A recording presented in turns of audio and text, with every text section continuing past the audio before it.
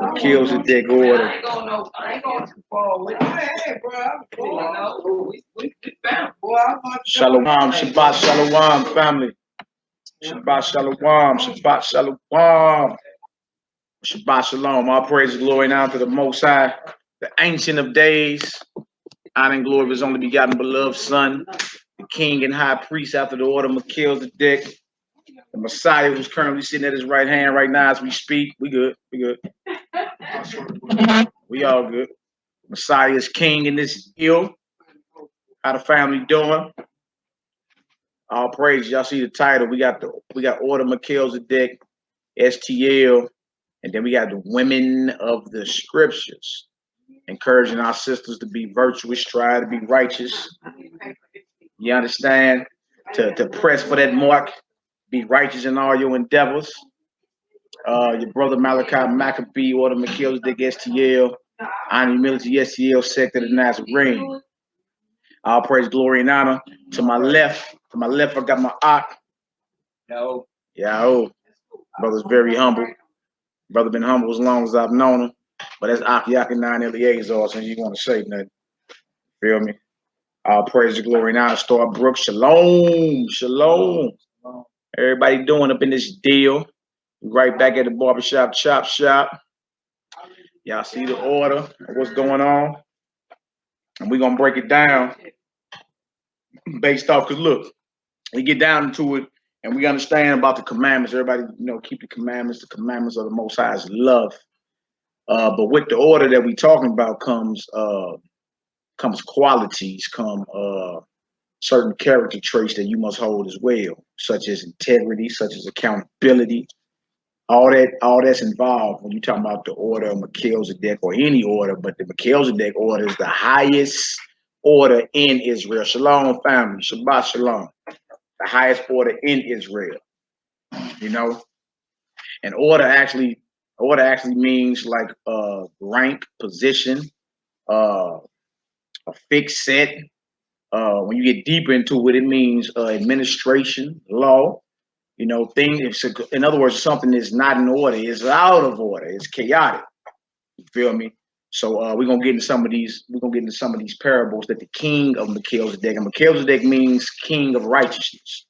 All right, the Messiah who you read about in the New Testament is the king over the order and high priest over the order Melchizedek, which is the highest order, highest command that started in the heavens. Period in the story.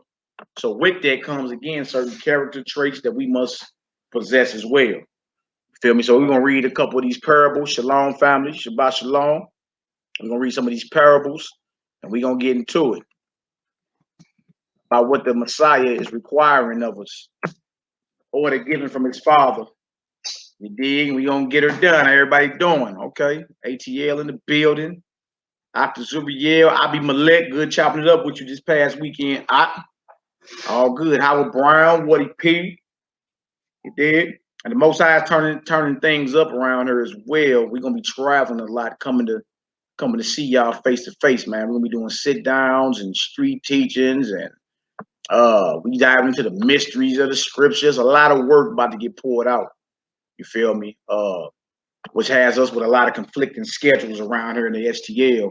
So you might not be seeing the brews as much like on the Hebrew One show or even down at the Sirius building because of conflicting schedules. We got things we got to do. The Most High is increasing the work around here heavily, and we're gonna be traveling. You feel me? So right on for your support, right on for your prayers. Pray for the brethren and sisters around here as we continue to pray for y'all. But the Most High is turning this thing up. It's being turned up in this very hour. That's right. You dig? So y'all don't get scared if y'all don't see us down at the Sirius building as often or on the radio show. You dig? It's time for us to expand our wings and get on out here and make certain things happen. You understand? So all praise, glory, and honor to the Most High. We're gonna start this out in Luke the 19th chapter. Start around verse 12 for me, Hebrew. Luke the 19th chapter. All praise, glory, and honor. I think Sister Lakeisha Davis is on the chat. That's the sister. That's the lead for the homeschool situation. She's going to be breaking a few things down, even if you're not in St. Louis, how you can still join the virtual class, you know what I'm saying, and still partake. and they'll homeschool your children from your home. You know what I'm saying? And still start taking the curriculum that we got going on down there. So shalom to that sister as well, because she's doing major work. She's very resourceful. May the Most High bless her hands. Also, our sister Ursha, who owns this shop, may the Most High bless her hands. Hospitality is off the chain as usual. You know what I'm saying? May the Most High get that sister an increase. You understand? So we gonna get into some of these parables, man, because a lot of times these scriptures get read. A lot of times the scriptures get read, and we speed read through them, and we think it's just about keeping commandments, and which it is, because that's the order as well. But with this comes certain character traits, certain things that you must receive in order to grow in this thing. Because the scriptures is clear, we're supposed to grow in the spirit of the Messiah. Nehemiah, you good, bro? Yes, we supposed to grow in the spirit of the Messiah. Matter of fact, give me that first, Ephesians 1, then we go back there. Ephesians 1, give me 17 through 18. I give you an example of what I'm talking about. We supposed to grow. We're not supposed to just come in this deal, learn a few scriptures, and level off. You feel me? And if you ain't diligent or constant, you'll decrease in this thing. Then you'll constantly be saying, man, I need to get back out there, man. You know, I need to get into the scripture, man. I need to get my fire back. And the only reason the fire done left is because you can constantly stay on it, but diligent. And that's one thing about certain brothers over the years, they be diligent, constant, no matter what they going through, diligent to where they just show up. You know what I'm saying? Sisters too, certain sisters has been diligent over the years. This is their life. They eat, live, and breathe this. To where when it's time to represent, it's time to represent. So in other words, you can't be a part-time Hebrew. You got to be all in with this thing, man. You know what I'm saying? And especially you men got to take the bull by the horn and establish the command and order that the Most High has commanded us. That He gave to His Son, and Son gave to us. Now, you men gonna have to man up. This is not a game for boys. You feel me? It is not a game for boys. It is what it is. So give me Ephesians 1 real quick. I believe it's verse 17 and 18. All praise, glory, and honor. Ephesians chapter 1. Let's get her done. Ephesians chapter 1, verse 17. Yeah. That the God of our Lord Yahushua Christ, the Father of glory, may give unto you the spirit of wisdom. The spirit of who? The spirit of wisdom. Come on. And revelation in the knowledge of Him.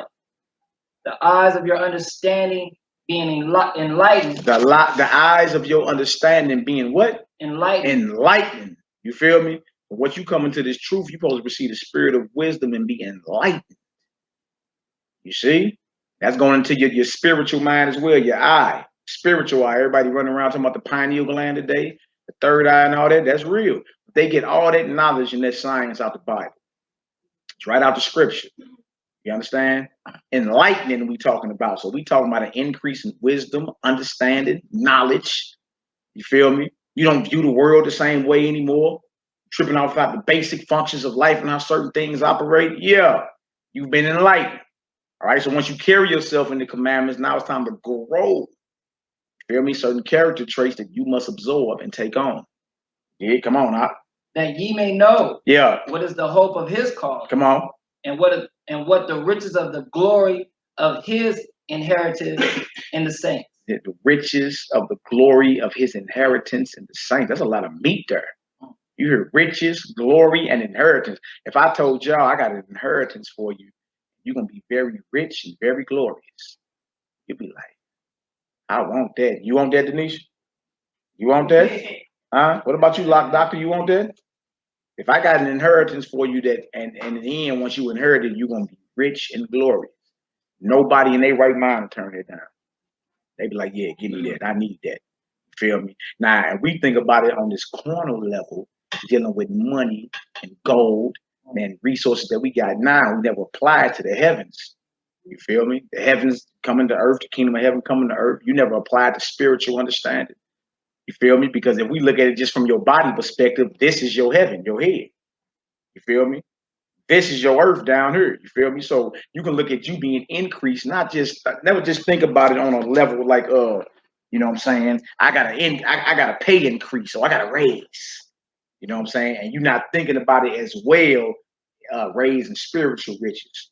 You know what I'm saying? And when you get that, the work increases too. Got to be more accountable then. Like the work increase, you know what I'm saying? You're responsible for more souls. You feel me? You got to be held accountable to what you got because you've been given so much. You've been given this charge. What you gonna do? But it's rich and glorious. You understand? But it ain't for you to be lazy and kick back and be like, okay, I made it. No, it's like, you feel me? Get yourself together. Hold yourself to a high standard. If you're gonna claim the order that Christ is the high priest over and king of, then we got a major responsibility out here. You feel me? Because his punishment is worse than Moses, or sorer than Moses, like I say in Hebrews 10. Drop that. Give me Colossians 1. Colossians 1. I need like 8 through 11. Next script. Colossians 1. I mean, it's responsibility, like especially, the brothers in position of teaching and all that, or you bringing somebody into the truth. You dig? You bringing somebody in, you actually responsible for that person. You feel me? Because they can look at you and be like, oh no, I'm going back in the world. I don't see no difference. I'm over here trying to be like, you feel me? If they don't see an example, if they don't see a standard raised, like, you know what, let me strive to be righteous and perfect. If they don't see that, they're gonna be right back in the world. Because what's the difference between you and the average cat? Yeah, and then you'll be a stumbling block. Certain things are a stumbling block. Even if it ain't against the law, it's still a stumbling block. You feel me? So you are definitely responsible. You feel me? Even we'll read that scripture next. Even when Paul was telling Timothy in 2 Timothy 2, he said, look, I give you a charge and you commit this, what I teach you, to faithful men who can teach others. Feel me? Like he was always like he was in charge of Timothy, basically. He was letting them know, like, hey, do this, do it like this. And then Timothy's like, okay, yeah, for sure. And he go get it done. But he say, commit this thing to faithful men. So we talking about character traits, right? Commit this to faithful men who can teach others also. That's who you supposed to be raising up out here. You feel me? You shouldn't be in the truth for 10, 15 years. You ain't even taught no class. You just sitting around. You just come to class, shalom, and go home. What are you doing? You feel me? What are you doing? You dig? Your fire and went out. What's going on? And far too many times, and you see that's what's happening. People just get comfortable in this truth instead of, like own it. Like, look, we got to make sure we present the church or the body of believers as a spot-free, wrinkle-free assembly. That's our job, man. We got to constantly be policing the situation. Who, what, where, when, and how. What's going on? Who said what, who? Check it according to the scripture, not according to feelings. Because then you be guilty of wicked counsels, sorcery. You know what I'm saying? If you somebody come to you and ain't got no understanding and you giving all type of opinions and like you real smooth with your tongue and all that, man, that's sorcery. Because that person leave even more confused than when they ask you. So now they don't know how to order their affairs because you're perceived as a man of the Most High who speaks the word of the Most High. You dig? But you won't give it. That's the problem. Is we about this order? I'm out. You about this order or not? If you about it, then you gotta own that. You gotta eat that. You know what I'm saying? All praise to the Most High, King of Kings, Lord of Lords. Right on, Hebrew. Right on, Hebrew, for your generous arm, Hebrew. All praises. That's right. The Most High is power. All praises, man. All praise to the Most High, yeah. Right. So give me Colossians 1. If we're gonna rock this order, we gotta rock it. You understand? And like I said earlier, man, the work is turning up out here. Work is turning up out here. You're going to start seeing brothers all over you. We coming to a city near you shortly. We coming to teach, sit down, teach. We coming down to break down mysteries of the scripture. We're going out into the roughest part of your cities to teach these knucklehead Negroes what time it is. We here, man. We here. So again, you may not see us, you feel me, just in the Sears building here in St. Louis. I'm on the radio show because there's more work that got to get done. You know what I'm saying? But pray for the brothers and sisters as we continue to pray for you. You dig? But we out here getting it. All right, let's get this done right. Colossians 1, I think it's like 8 through 11. Colossians 1, 8 through 11. Order Melchizedek. Melchizedek order STL, man. That's what this is about. You know, Naptown ready to link. I know, Ed, I already know. You know we coming to Naptown. Philly, I got family in Philly. You know we coming. You dig? We gonna get it together, man. We gonna get it together. But the Most High didn't poured out so much work, especially for the summer. I've been sitting down organizing everything, and I'm like, man, it's time to get on the powder here. You feel me? So it's about to be a lot of that going on. So all praises, glory, and honor to the Most High. What you got? Colossians chapter 1. Chapter 1, verse 8. Let's get it. Who also declared unto us your love in the spirit For this cause we also, since the day we heard it, do not cease to pray for you, and to desire that ye might be filled with the knowledge of his will. That you might be filled with the knowledge of his will. You see that? That you are filled with the knowledge of the Most High's will. What is his will? It's the will of the Most High. It's the will. Who knows? And command basic, ain't it? Basic commandments, like with the commandments, right? But what about what it say in 2 Peter? Once you got that, you got to add to this, to that, to that you have an abundant entrance into the kingdom. See, yes, the commandments, but there are character traits that come along with this. You feel me? You got to increase in this thing. You got basic commandments. My children know the commandments. You have to run the commandments, they know them. You know what I'm saying? Yeah, all they got to come into play. Fruits of the spirit, virtue, diligence, you know what I'm saying? Integrity, honor, humility. Like all they got to come into play. You feel me? And if you're not seeing that, then there's a stagnation in the spirit for some reason. And I always remember too, attitude reflect leadership. The leaders are doing. The leaders doing. What are the elders doing? Right? Look at what's happening, and then look at how the masses of whoever following act and what they do. Never you seen any of that? Look at the head. When the head is sick. Yeah, the head sick, the whole body sick. You feel me? As a king is, so is his subjects. Attitude. It's time to establish. You need to get with leadership and let them know it's time to establish order. Feel me? Drop the hammer around her, man. You know what I'm saying? And because there's a warning from the Messiah, get it done. Get it done. You feel me? If we don't get it done, we'll read some of that. He talking about taking people. He talking about killing us if we don't get this right. Yeah. And people may hate you for it. You know, people may get talking crazy. I hear you, but the order got, especially you men. Once the men get right, you ain't even got to worry about it. These sisters gonna fall right in line. You feel me? But the men got to be airtight and strong across the board. Once them men stand up and take the bull by the horn and take back the command, you ain't got to worry about that. So is it like, so you saying like men not following commandments that you? Yeah, I'm saying men not being strong. Okay. Not being strong on this, they compromise. You feel me? Right. Maybe because of certain things out instead of checking it right on the gate.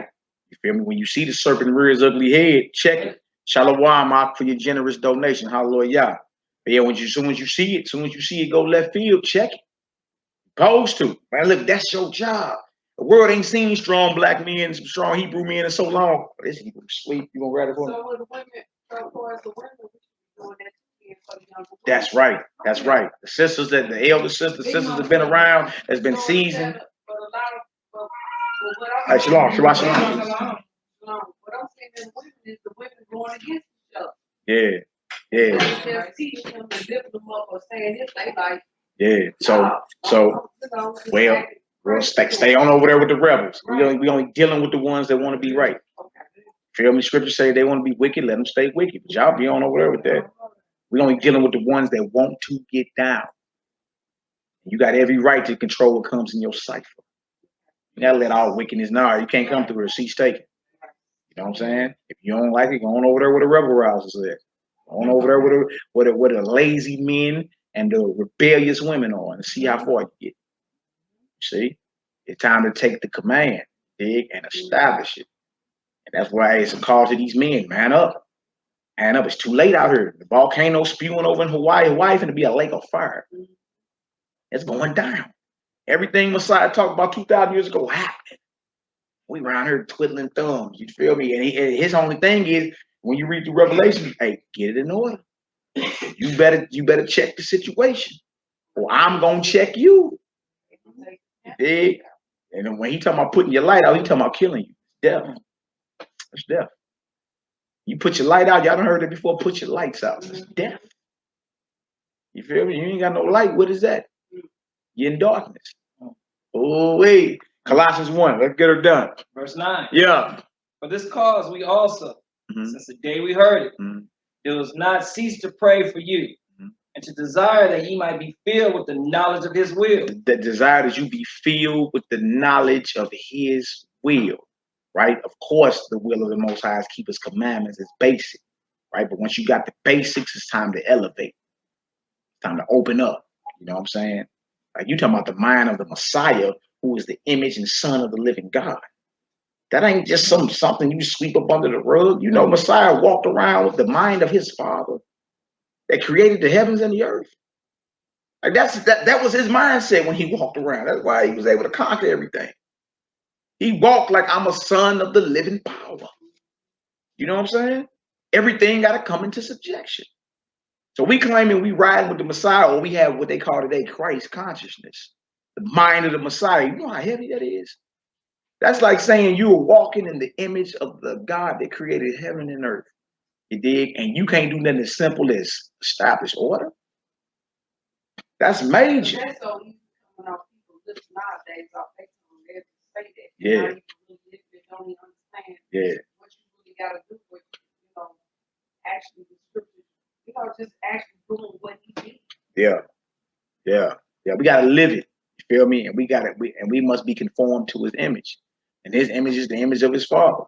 We got to strive to do that, even though we know it's a great change coming and we gonna live forever. No, we gotta strive for that now. Can't wait till the game to practice. You feel me? We gotta get on that now. You practice before the game. Yeah, that's right, she bro. All right, where is you at? Colossians 1, what verse? Verse 9. Yeah. In all wisdom and spiritual understanding. All wisdom, spiritual understanding. Come on. That ye might walk worthy of the Lord unto all pleasing. See that? That you may walk worthy. Huh? Wisdom, spiritual understanding, that you may walk worthy. So that means you could have portions of the truth, but not be walking worthy. You see it all the time. You got it, but what you doing with it? You got it, but is everybody around you lazy, shiftless? Ain't no work getting done, no fruit being birthed. You just chilling. You know what I'm saying? The safe zone. It's the safe zone around her. Raise a banner up around her, man. Set the standard. Because yeah. You better be fruitful. You ain't get this to say, I got the knowledge and I got the knowledge and you don't. I know what day the Sabbath day is and you don't. I know Christmas is pagan and you don't. That's the mindset a lot of us have gotten into. Feel me? And we ain't grew in our wisdom, knowledge, and understanding.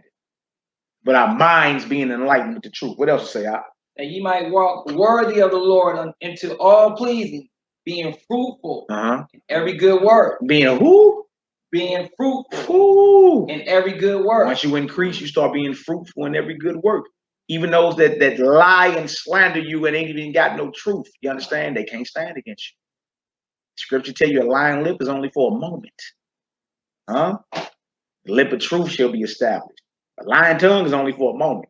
That you'll be talking that tomorrow it'll be forgotten. Feel me? But the truth to be established forever. What verse you in? The end of 10. Shalom family, right on for y'all. Generous donations. May the Most High bless you, brothers and sisters. Hallelujah. Hallelujah. Come on out. And increasing in the knowledge of Yahweh. Oof. Verse 11. And increasing in knowledge? Wow. You go to school to increase in the carnal knowledge, don't you? See, you're supposed to be increasing in this thing. It ain't good enough just to know you're Hebrew. You got to keep going. That's our basics. That's our, that's our nationality, Israelite. All that. You feel me? But how many Israelites are stagnant, not being fruitful? Feel me? Men and women. You dig? But it starts with the men. You better take the command. Be the example by any means necessary. And then once everyone and everything around you see you non-compromising, they either gonna roll with it or get rolled over. That's right. That's it. You think it's just the Bible, ain't nothing to be nervous about. It's just the Bible. The good book. Yeah. That time is here. That time is now. Right? What else do you need to see? How many more birds you need to see fall out the sky? How many more volcanoes need to erupt? You know what I'm saying? How many more earthquakes? How many more demonic possessions you need to see before you know, hey, get this together? You feel me? Priority number one. Get this together. Establish the order, you men of Zion. You understand? And then when the sisters see that, the older sisters, to be like, you know what? Let me get on these younger sisters. Yeah. Do this. Okay, you got the men moving. Hey, we better hurry up. You feel me? Because when the Most High brings judgment, we'll read that in Ezekiel 9. When he brings judgment, he ain't spared nobody, men, women, or children, or old folk. If you was off, you got hit. It's like, dang. Well, if you know that, then hey, get to it. Hurry up. I love this. Come on, what verse you in? Verse 11. Yeah. Strengthened with all might, according to his glorious power. Wow. Unto all patience and long suffering with joyfulness. Verse 12.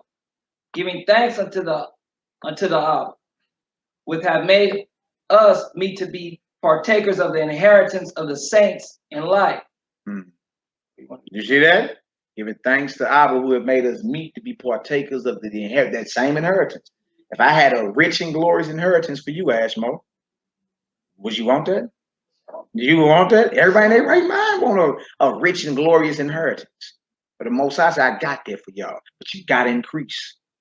Got to. You don't increase if you don't take this command and make sure this is going on. You're going to miss out. You're going to miss out. That's the truth. Ooh-wee. Sound harsh, don't it? Don't be nervous, Denisha. It's all good. It's all good. As long as we out here trying. You feel me?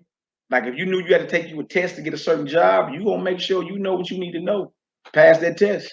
Give me 2 Peter 1 and we'll get back to Luke 19. Give me 2 Peter 1. 2 Peter 1, I believe it is.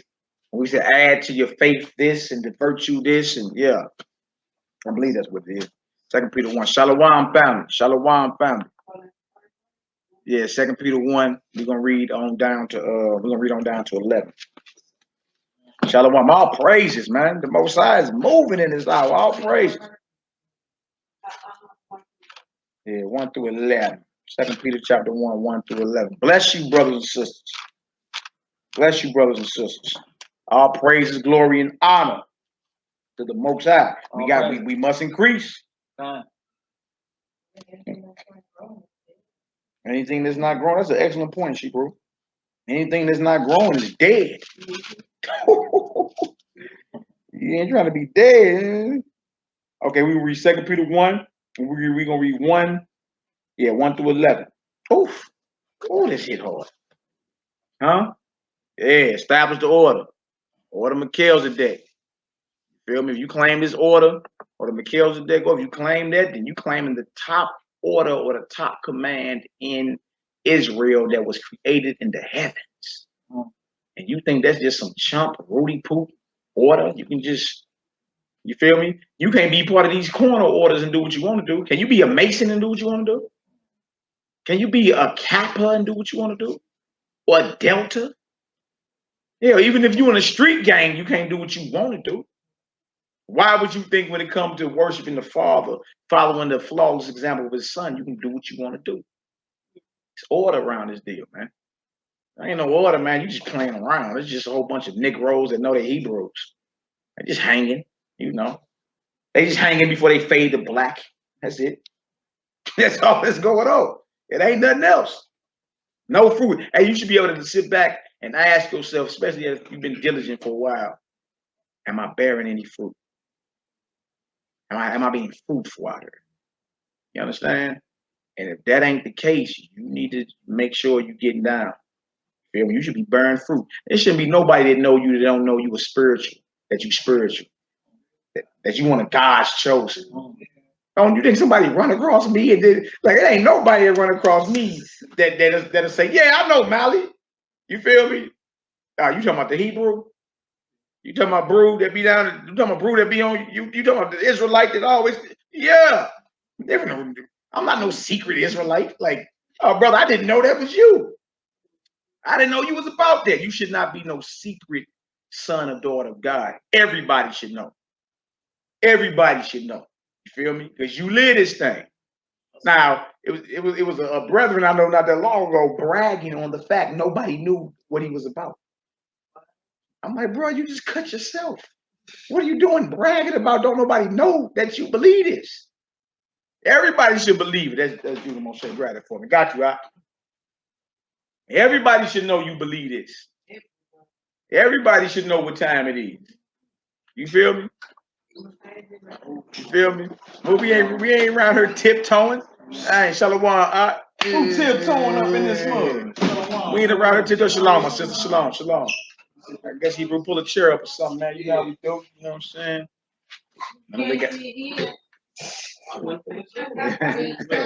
Don't nobody want to sit next to your hyena smelling self. Hallelujah. All praise, glory, and honor.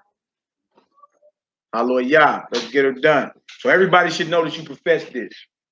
Everybody should be able to see your walk and say, yeah, that brother, that's just to live this. You know what I'm saying? They not a part-timer. You know what I'm saying? Yeah. You in secret tiptoeing. And then, you know, all of a sudden on Saturday, you a super brew. On Sabbath, you a super brew. You know what I'm saying? You ain't none of that the rest of the week. Don't make no sense. All right, so we in 2 Peter 1, start around verse 1.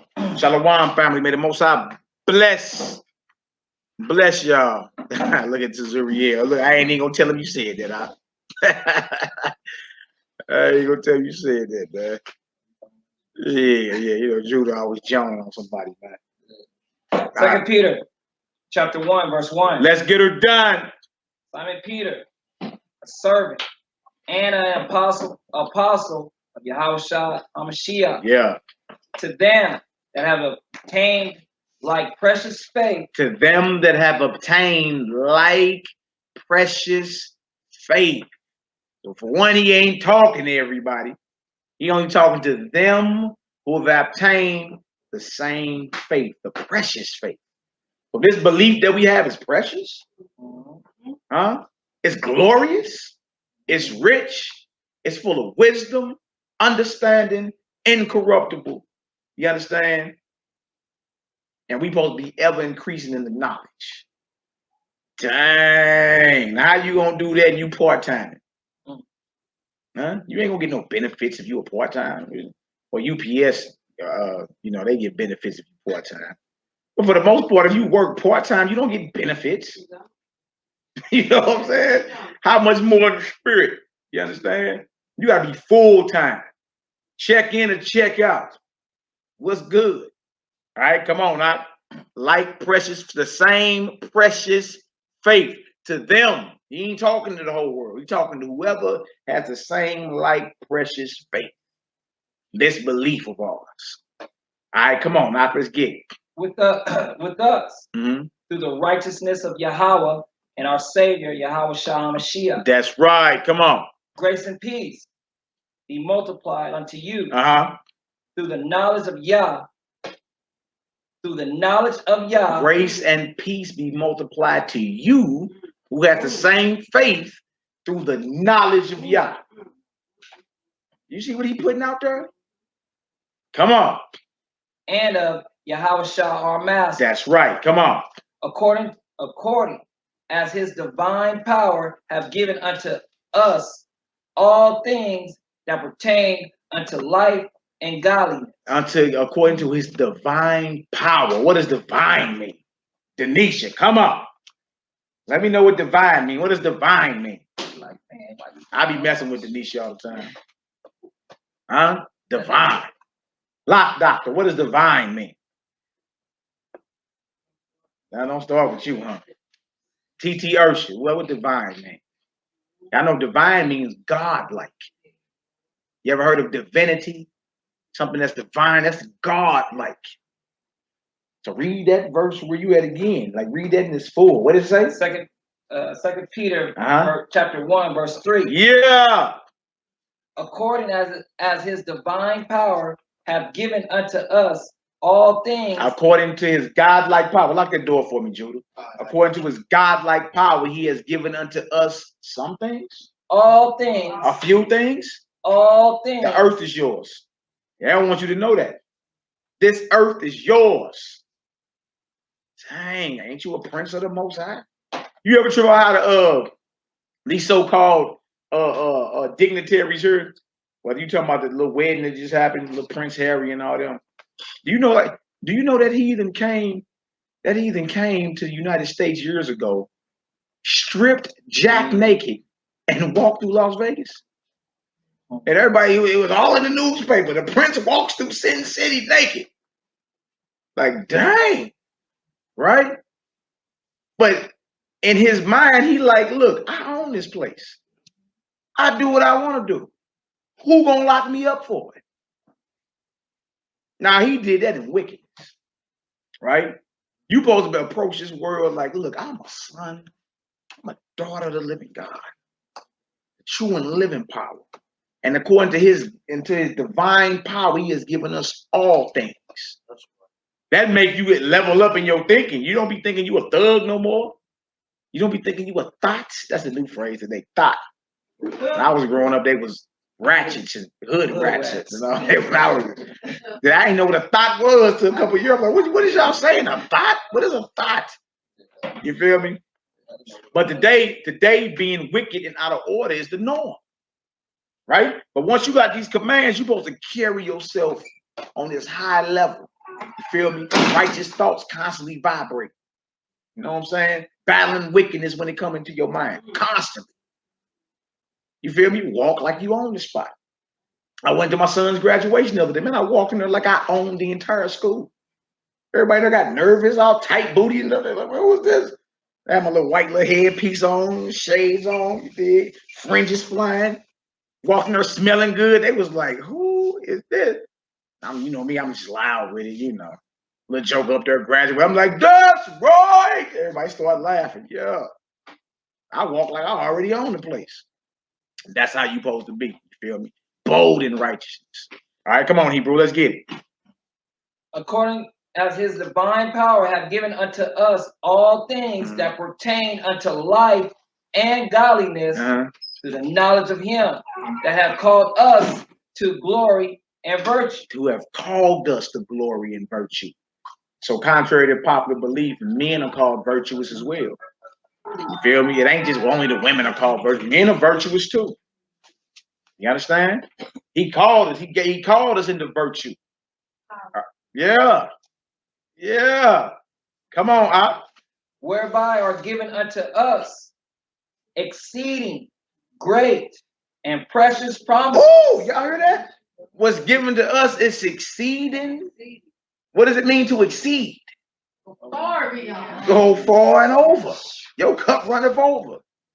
Exceeding great and precious promises. According to his divine power. Y'all see, this is a brand name we represent.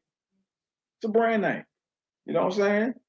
It's the highest order that was made in the heavens, the highest order on this earth. You feel me? And we owe our creator to be in order. We owe it to him. You feel me? For every fiber of your being, you should be fighting to be in order. And be righteous, to maintain righteousness and righteous thoughts. Right? Not hearing one side of a matter and bringing judgment out either. Hear both sides. Then bring us righteous judgment into the plate.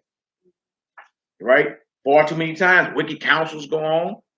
You understand? Seducing spirits are involved. Ain't both sides ain't even being brought out. You see? What else to say? Let's get it. That by these you might be partakers of the divine nature. There go that word again, divine. You see, you got all this right here.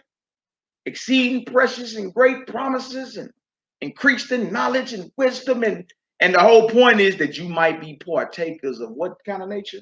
Divine nature. Right now, you got corruptible nature. You wake up, you stink, you got to brush your teeth. You're stiff, bones popping. You remind you of death. Got boogers in your eyes, that's rigor mortis. You almost die every night you go to sleep. When you wake up and got all that crust in your eye, that will form around dead people's eyes. You almost die every night. So right now you have what's called corruptible nature, but we're pressing forward to what? Divine nature. That we might be partakers of the divine nature, the very nature the Messiah is part of. All right, come on, Hebrew. Having escaped the corruption that is in this world through lust. And besides this, giving all diligence, abide to your faith, virtue, and to virtue knowledge. See, hold on. Add to your faith what? Go back. Virtue. Add to your faith virtue. Come on. And to virtue, knowledge. See, so what you have in your belief, you must add these character traits. You feel me? You must add these qualities to what you believe. Other than that, you just stagnant. Like the sister just said, if you're not growing, you're dead. What are you doing? How you in the same position spiritually you was in 5 years ago, and you in this? That's right. We call it roll here. You feel me? Yeah, you collateral damage. You just heard. Walking charcoal. Yeah, you just, fuel for the fire, fading to black. So he say, add to your belief all this. Add to your faith virtue, and to virtue what? Knowledge. Knowledge. Come on. And to knowledge, temperance. Temperance. See, so here comes your patience. We gotta learn that. Right? You should be bragging that you don't have patience. I heard that so many times. I ain't got no patience, brother. You might want to keep that to yourself and pray to the Most High to work on that. You understand? Because these things is everything you're supposed to be adding to this belief you profess. You're supposed to have this and adding it, constantly growing. All right, come on now. And to temperance, patience. To who? And to temperance, patience. Come on. To patience, godliness. Who? Godliness, which is commandment keeping. You see? You got a belief, you got commandment keeping, and you got all these things you must add to it. That's what the Most High looking for. He's looking for perfection. He's looking for those that striving for it. You either in bed with sin or you banging against it. What you gonna do? You gonna make an excuse for yourself? Like, this is the order of Melchizedek. Really? Is there order? Or does everybody do what they want to do? Yeah, we under a charge. We up under a command. You feel me? Y'all, that door. Y'all grab the door again. Grab the door. We under a charge. We up under a command. You feel me? We straight under a charge and command from the heavens to get this done. What's up with you, Shebro? Shabbat shalom. No, you gotta add all this to what you already believe. All right. What else we got out? And to godliness, brotherly kindness. Yeah. And to brotherly kindness, charity. Brotherly kindness and the brotherly kindness, charity. You dig? That means you must be willing to help out when you have it. You know what I'm saying? What's up with the stingy bros? You got it, but ain't really willing to give no type of alms or nothing. But it's brothers that laid their life down for this cause. They brother that laid their life down for this cause. You know what I'm saying? Straight lay their life down. What's up with you, bro? You all good? Shalom. What's up with thou? Thou art good. Like, you gotta add all these things. Come on, let's get it. What verse 8. Come on. For if these things be in you, if all these things be in you, come on. And abound. And do what? And abound. What it mean to abound? That means remain. If these things be in you and they remain, right? Come on. They make you that ye shall neither be barren. Neither what? Be barren. Come on. Nor unfruitful. Nor unfruitful. Come on. In the knowledge of our Lord Yahushua Christ. Yeah. See, so it's more than just the knowledge that you have, the commandment keeping, and the belief. You got to add all these things to what it is. And if these things be in you and remain, now you got an entrance into the kingdom. It's just deeper than just you're a Hebrew. You're a Hebrew. You know about basic commandments. My children know the commandments. It's time to elevate and grow. What you doing? What you doing? Ask yourself, am I bearing fruit? Nobody know you this. You a secret Hebrew? Nobody know. Who knows? You just you in a house. You ain't making no noise. You ain't doing nothing, right? You just here. Just to see that. Say, oh man, let me get these heifers together. Hey, look, hey, it was something. That's right. We going back live. You have to read that 2 Peter. At least go back to verse 8 again, Hebrew. Shalom, family. Connection. You know how I go. The enemy is mad. The prince of the airwaves. You understand? But we ain't the easy giving up type around here. Like, subscribe, share, donate, hello. Like, bang, Yahoo. Bang. Let's get her done. All right. Look at that. We back. Y'all waiting. That's what's up. All good. All right, let's get it done, man. We back in 2 Peter chapter 1. Verse 8. We had to put up another live stream. You know, the wires get jiggled. Is what it is, man. So 2 Peter chapter 1, we in verse 8. Ask yourself, you should be able to sit back and ask yourself, am I being fruitful? Or am I just here? And if the answer is I'm just here, then you got work to do, man. Get on out. You can't be no secret Hebrew, a conspiracy Hebrew. You know what they called it back in the day? A crypto Jew. Yeah. Crypto, right. That's historical. Crypto Jew means he hid his identity and then blended in with everyone else.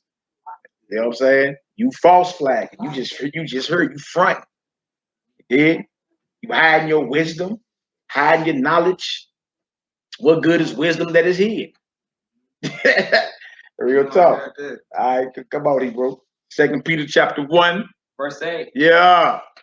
For if these things be in you, yeah, and abound, and remain. Come on.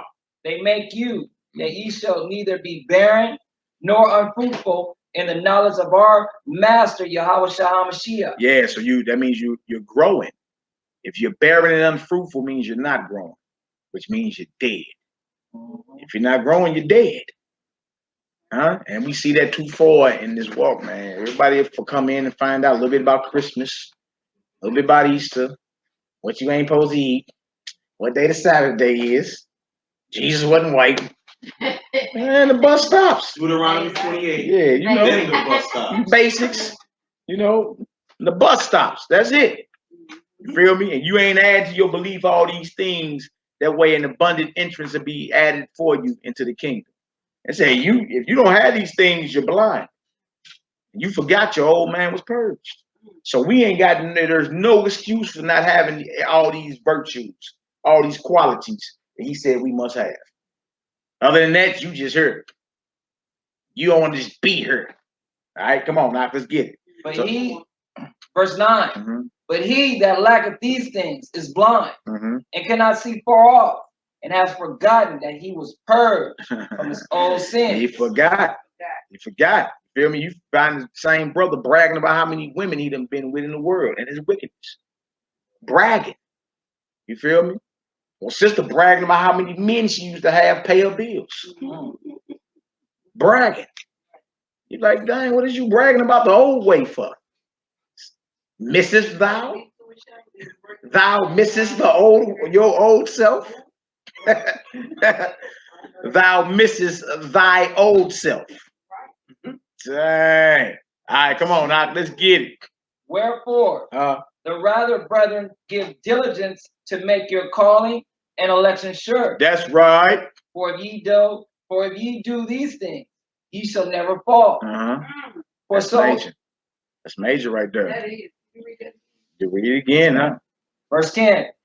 Wherefore, the rather, brethren, give diligence to make your calling and election sure. Yeah. For if ye do these things, ye shall never fall. See, that's where you want to be at. That's the lane you want to be in, where you never fall.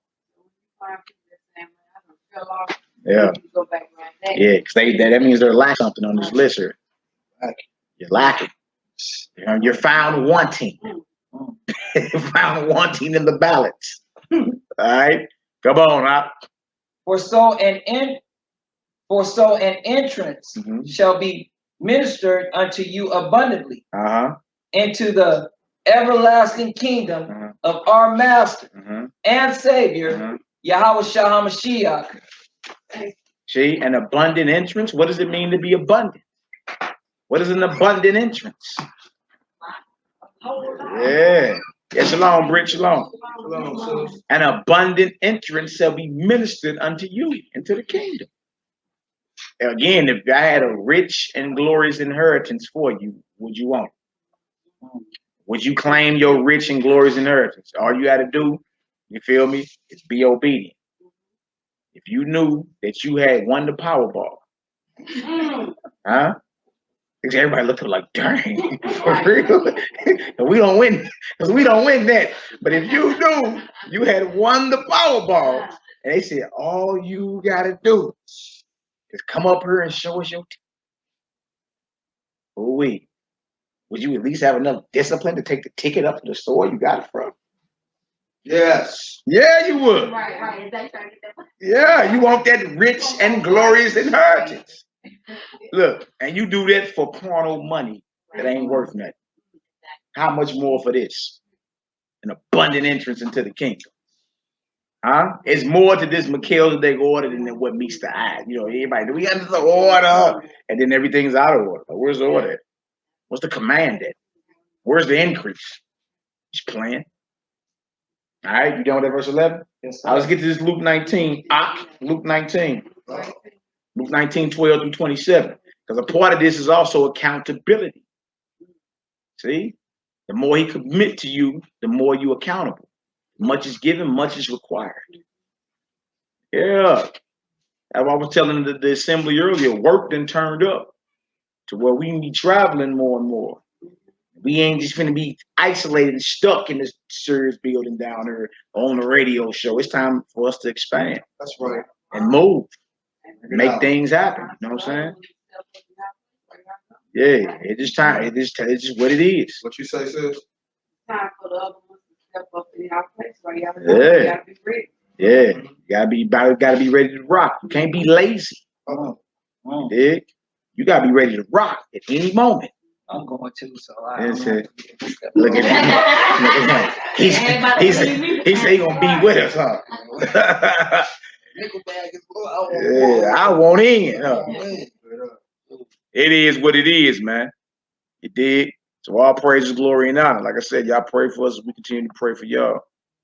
It's all good though, man. It's time for the work to get done. Let's get it done. I'm out.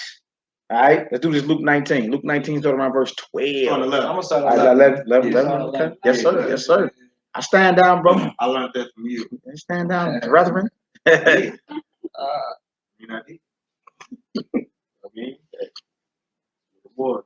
Yeah, we'll come to Houston too. Yeah. And he started at verse 11. Yeah. It's all good, brother. You know what I'm saying? Go on back. We need to go to verse 1, you know, whatever. It's all good though. You know what I'm saying? Luke 19, verse 11.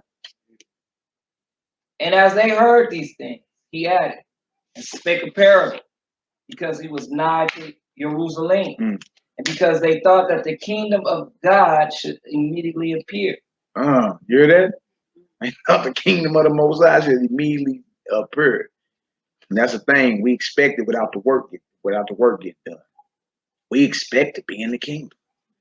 You feel me? We expect as soon as the New World Order take off, that all of us is gonna be ready to get our heads cut off. You ain't even preparing.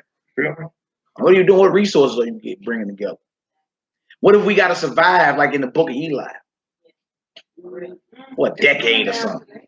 Like what are you doing? We just, we get our money and go to the grocery store and that's it. We ain't doing nothing or prepping nothing for these short leggers. We ain't thinking about it. We so busy giving our spirit over to Babylon and Massa. You ain't got no time to prepare. You ain't educating your children. You take them to school to get educated. Why they switching up the curriculum, Common Core, and they talking about transgenders and gender neutral children. And you ain't doing none of that. You're so stuck in the matrix, you understand? You ain't tripped the thing. I'm giving all my spirit over to Babylon and not my creator. Stuck. Yeah. See? Dang. We being fruitful or are we barren? What are we doing? Secret Hebrew. Crypto Jew. Yeah. Come on, Hebrew. Verse 12. Yeah. He said, therefore, a certain nobleman went into a far country. Yeah. To receive for himself a kingdom. Y'all see that? Like Messiah left us. He left us and then he gave gifts. A certain nobleman went into a far country to receive for himself a kingdom. Right? Then he leave us and then put a charge out there. Kindle that fire. Get this work done. All right, come on now. And to return. Verse 13. And he called his 10 servants and delivered them 10 pounds. Delivered 10 pounds. These are not drugs. This ain't even weed. This is money you're talking about. As a Negro here, this get simple. I can go sell pounds of weed. That ain't what this is talking about. It's talking about money. In other words, he gave you spiritual gifts. It's true. And he told you to do what? What did he say? And delivered them 10 pounds and said unto them, what did he say? Occupy till I come. What that mean? What does it mean to occupy till I return? Get tired and quit, Mally. Yeah, I'm tired. Fall off? You tired? If he say, look, I'm giving you these gifts. I'm giving you this money. Handle what make us think that ain't the same charge given to us from the heavens. Make sure this thing is running in order when I return, or it's gonna be some problems. Wow. And then, as you heard what he's saying, that kills the whole lazy vibration. Mm-hmm. That kills the whole, oh, well, you know, I've been knowing that, dog. You know what I'm saying? Yeah. That kills that whole vibration. We've been leveled a charge. Right. Get it done till he show back up. That's right. Period. That's right. Straight up. That's right. Verse 14. But his citizens hated him. Oof. Sent a message after him, saying, we will not have this man to reign over us. We will not have this what? We will not have this man reign over us. These the lawless ones. These the ones that's rebellious, want to do what they want to do. Can't tell me nothing. No thing. Even though he told them, look, occupy till I come. So even though you got this, is always the dynamic of somebody that's saying, you can't tell me what I want, I'm gonna do what I want to do. You can't tell me nothing. Even when Moses received the charge, it was a group of Israelites that was rebellious. And the Most High, Moses drew the line in the sand, and the Most High opened the earth up and swallowed them. He ain't dealing with nothing that's out of order. You can cancel that. He ain't dealing with being lazy. He ain't dealing with you not being accountable. He ain't dealing like that. Feel me? We owe him not to be that. You feel me? Look, you don't be that when you go to your job. You know what your boss requires you. Yes, sir. You don't go to work and do what you want to do.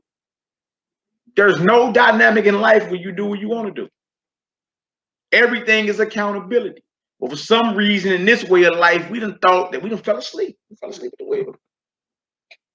You feel me? We just heard. That's it. We just heard. Cruise control on the highway, huh? So what's this? People that made God like a myth. Yeah. You know what I'm saying? It's something that people talk about. You know what I'm saying? It's folklore. Yeah. Still. Yeah. He's a myth. That's why so many people is relaxed. You know what I'm saying? When it comes to the Most High, I can do what I want to do. Back to, you know what I'm saying? You know what I'm saying? He thinks God will know. Yeah. I don't know. You know what I'm saying? You get that. Yeah. It's just the Most High God. That's right. You saying that maybe you talk about that Lucifer's greatest trick is convincing the world that the Most High does. Exactly. Yeah, exactly. And that's what's going on. You got a lot of people feel like the devil does not exist. But they don't fear God. Or I'm God. You know what I'm saying? Like the big movement now. You know what I'm saying? Like the little new age movement. You know what I'm saying? I'm God. You're God. You know what I'm saying? Like you create your own destiny. You can manifest what you want to manifest. Our reality power comes from Law outside. of You can't attraction. manifest nothing if you ain't living right. Yeah. Yeah. Accountability. You're not gonna be able to do what you want to do. You can play that all you want. You feel me? Until that pain shoot through that chest. You tickle them heart feathers. You be, oh God! Yeah, yeah, I bet that back stiffen up on you. Be like, whoa! What's going on, brother? Yeah. Yeah, I thought you was God. Right. Yeah. Just wanted to sit up Yeah, let me get that together. It took you a cortisone shot. We gotta get this together.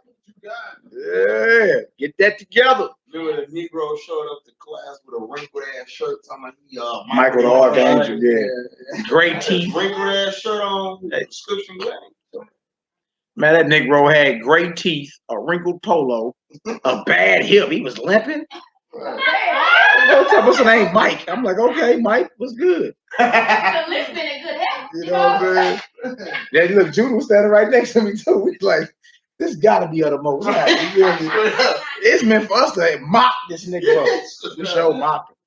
And right into the scriptures. Like, boy, what is in with that Bible? Yeah, you was tripping. I said, what's up, Mike? No, you ain't hearing me, Malachi. He was like, I'm Michael. I said, what's up, Michael? How you doing? He was like, you still not hearing me. And y'all made fun of me last year on the comment board. I said, oh, yeah? About your name being Michael? He was like, yeah, I'm Michael the Archangel. I said, yeah, I'm pretty sure I'm Michael. I'm pretty sure I'm Michael. And on top of that, if you Michael the Archangel, what you trying to convince me for? Right, convince you. Yeah, what is, you supposed to be doing? You supposed to be standing up for your people. What are you doing? You in the basement of Sirius building trying to convince me that you Michael the Archangel with a bad hip, gray teeth, and a wrinkled polo. Smelling like WD-4. Yeah, I'm like, oh my God. Yeah, he was tripping. He was clowning that day. We got right into him. He ran on up out of there. Ran up out of there. Come on, Hebrew, let's get it. Luke 19, what verse we in? Verse 15. Verse 15. And it came to pass that when he was returned, having received the kingdom, then he commanded these servants to be called unto him, to whom he had given the money. See? So you see that Messiah return. Books get open. Like a calendar. Feel me? What you do with what I gave you. Right? Like if somebody gave you something, you have to be accountable with that. And it's deeper than just giving that back. You had to be fruitful with that to make more. Huh? Interest. You see? So when he returned, books get open. He gave you this truth. He gave you this spirit. And you wasn't fruitful. What was you doing? Huh? You were just busy living. So you thought, paying taxes, hustling food stamps. That's it. As best as it gets. Huh? Because you ain't tripped off the divine nature and power that the Most High called you into. He called us into a high calling. An order that was created in the heavens. It's the highest order in the earth. And there ain't no other order you can join carnally to where you can do what you want to do. Huh? But in this Hebrew movement, you see that far too often. Everybody doing what they want to do now. You feel me? And most of the men are scared to stand up and drop the hammer. When I say drop the hammer, I mean stand bold on this word right here, man. That's right. You feel me? And look, attitude reflect leadership. Once the men do it, everything else falls in line. You ain't got to worry about all that. Made me like, dang, all these brothers standing strong. Well, dang, let me get myself together. Let me get myself together. Ain't nowhere I can go. There's nowhere I can go to rebel. All these soldiers standing up, strong. You feel me? I mean, it's just like you said, y'all gonna be in and out. The leadership is much needed. Yeah. Somebody got to step up. Somebody gonna have to take the bull by the horns, drop the hammer. You feel me? And all that simply is saying is be uncompromising when it comes to the word of the Most High. See, when you dealing with like the Most High set up judges and all that, you know, and then it says the saints gonna judge the world. So the wicked judges were the ones that judged off their opinion. The righteous judges were the ones that did what the script said. Even if you ain't like it, even if me and you was cool. You feel me? But if the judgment had to get administered, hey, you feel me? No man, hey, I love you, but hey, this was got to go down. Right. You feel me? Because if not, then we're giving wicked counsel. You dig? If not, we being wicked judges. You feel me? Because we lean into our own understanding when it says all the judgments of the Most High are righteous. All of them. You see what I'm saying? So only when you put your own spin on it, take away and add from, is when it become wicked. Is that what you're talking about when he says, my prophets and my priests profane the sanctuary and scatter my sheep? Yeah, that's what they were doing. Start taking bribes, you know what I'm saying?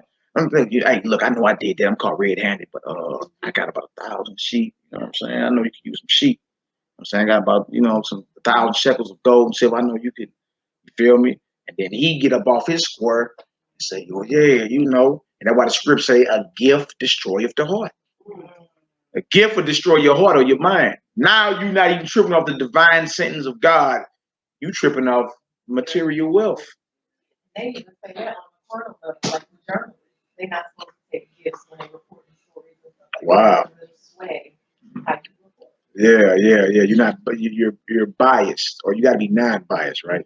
You're biased at that point.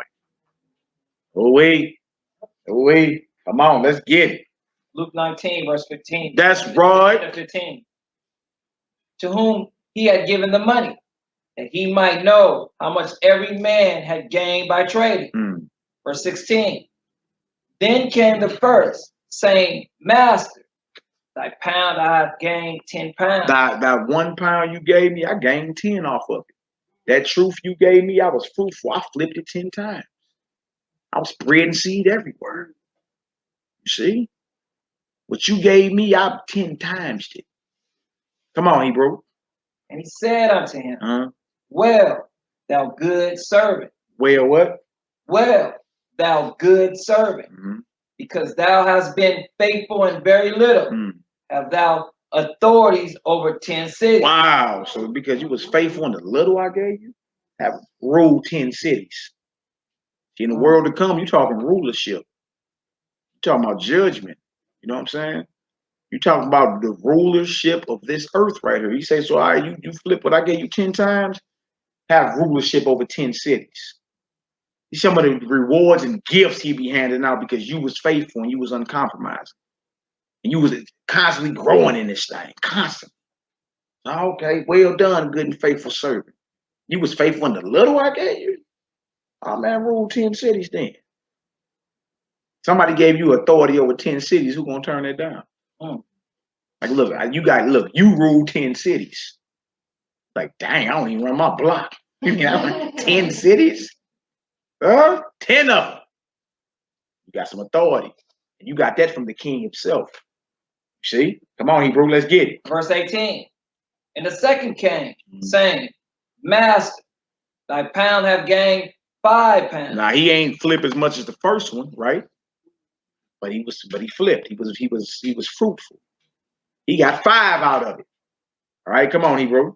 And he said likewise to him, Be thou also over 5 cities. Now trip off that. You see that? So that also shows you ain't even got to be in competition with the next brother or sister as long as you're fruitful. You ain't got to be in competition.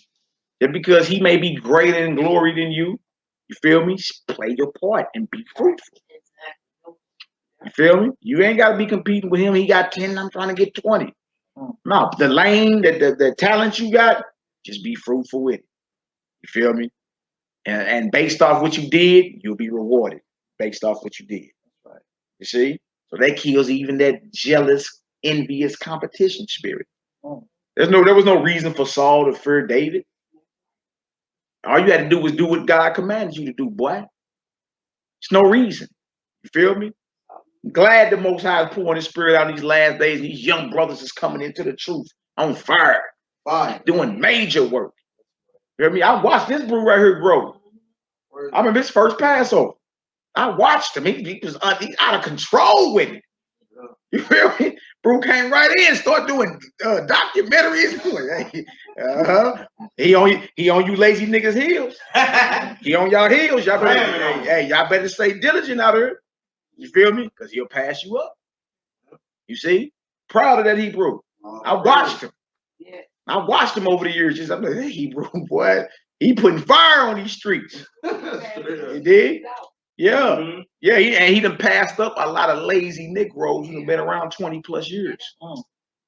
Because they wasn't diligent. I watched it. Yeah. Yeah. I watched it.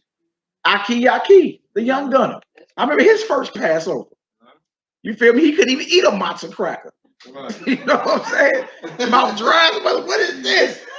Gave him some bitter herb and all that. He's like, oh my God, face almost exploded. Right.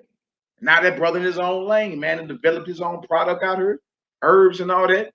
You feel me? Deep into the mysteries. You feel me? All that. I watched these brothers grow. And I watched them, but in both of their cases, them brothers diligent.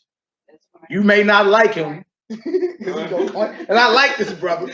He did, but you can't drop nothing on his name when it come down to doing his work. You feel me? You may not like the young gunner and his 100 tattoos. You know what I'm saying? But when it comes to the work, he do it. You feel me?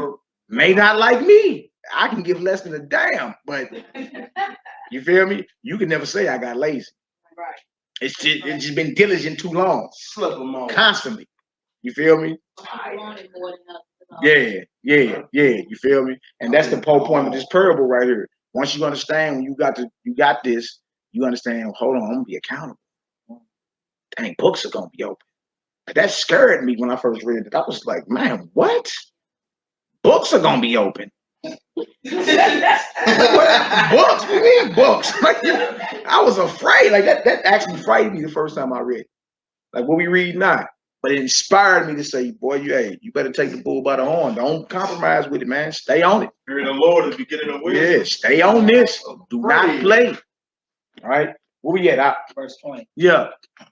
And another came, saying, Master, behold, here is thy pound, which I have kept laid up in a napkin. Here's your pound right here. It's right here laid in a napkin. This napkin right here. What you gave me, I hid it. Right. You sat on that truth, I hid it. You feel me? And I put it under the couch. These are the brothers in spirit that say, I've been on that. These are sisters that say, I've been on. You just not find that out? And you be like, yeah, you never told me. Yeah, you ain't doing nothing with it. Last I've seen, you just a regular Negro. I don't see no difference. What's the difference? You do everything they do. That's what's going on. You do everything they do. There's no difference. I just know I knew that right there. Here it is. Laid the napkin right here. A wrinkle napkin at that. Right. Right here. Got a little corner. That's all. Yeah. I've been on that, dog. Yeah, you don't want to be one of these Hebrews. That have the truth laid up in the napkin. So what else does this show? That it ain't even good enough to the Most High to give him back what he gave you. Well, why did he give you that? What you get fronted with this for? Even if you was in the streets and you used to sell drugs, if somebody fronted you something and you just gave them back what you fronted them, you feel me? Why would he even give that back to you? What did he benefit by giving that to you? Nothing. No point in me giving you this if you didn't flip it 5, 10 times. And that's on a carnal, wicked world, a wicked level. How much more in the spirit? You feel me? You can ask any drug dealer, man, if you get in fronted and you bring back to him what he fronted you, how long he gonna keep fronting you? He ain't gonna front you no more. That's a sign of saying you out the game. Yeah, you not. All you did was come back with what I gave you. Huh? That means you getting high on your own. You getting high on his supplies, and you just made enough to come back and purchase another. That's it. So this is not good.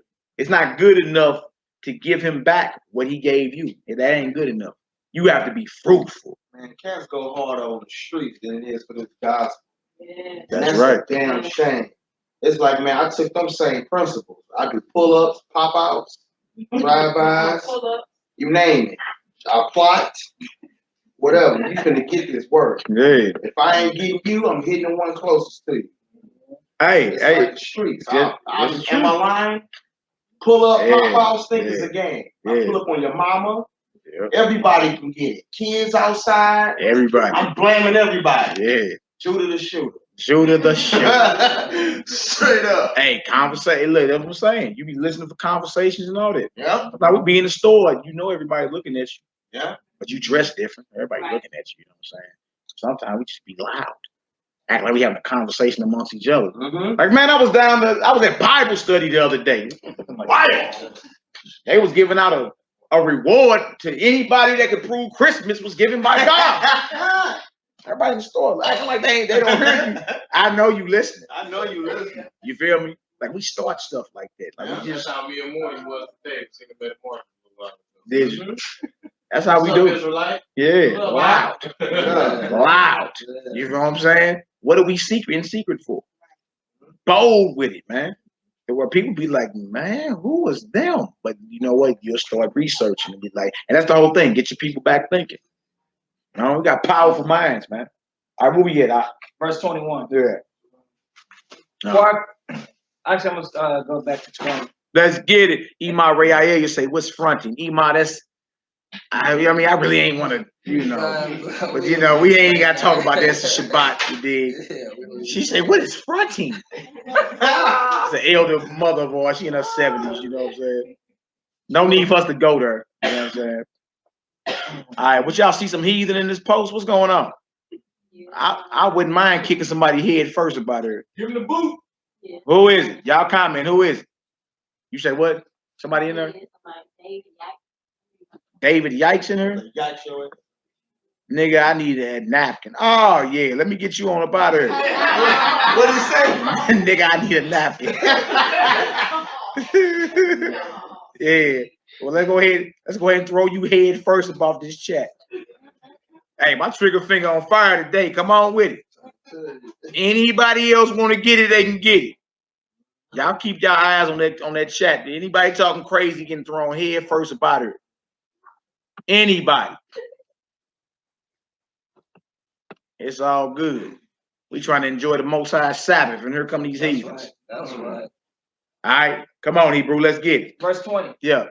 And another came, saying, Master, behold, here is thy pound, which I have kept, laid up in a napkin. Verse 21. For I feared thee, because thou art in our spirit. See that? He said, I feared you because he's coming with an excuse on why he wasn't fruitful. He said, but look, the reason I gave you back what you gave me is because I was scared. Ooh-wee. Hard looking. I was scared because you are an austere man. Austere means somebody that's strict. Somebody that's uncompromising. He's looked at as stern and harsh when it comes to this. You feel me? And notice they call him the Lord. They call him the Messiah this. Like a song. So that shows you he wasn't in that diddly-do neighbor spirit either. Diddly-do neighbors. Hey, Denisha, love you. Hey, he wasn't in all that. You know what I'm saying? What the scriptures say.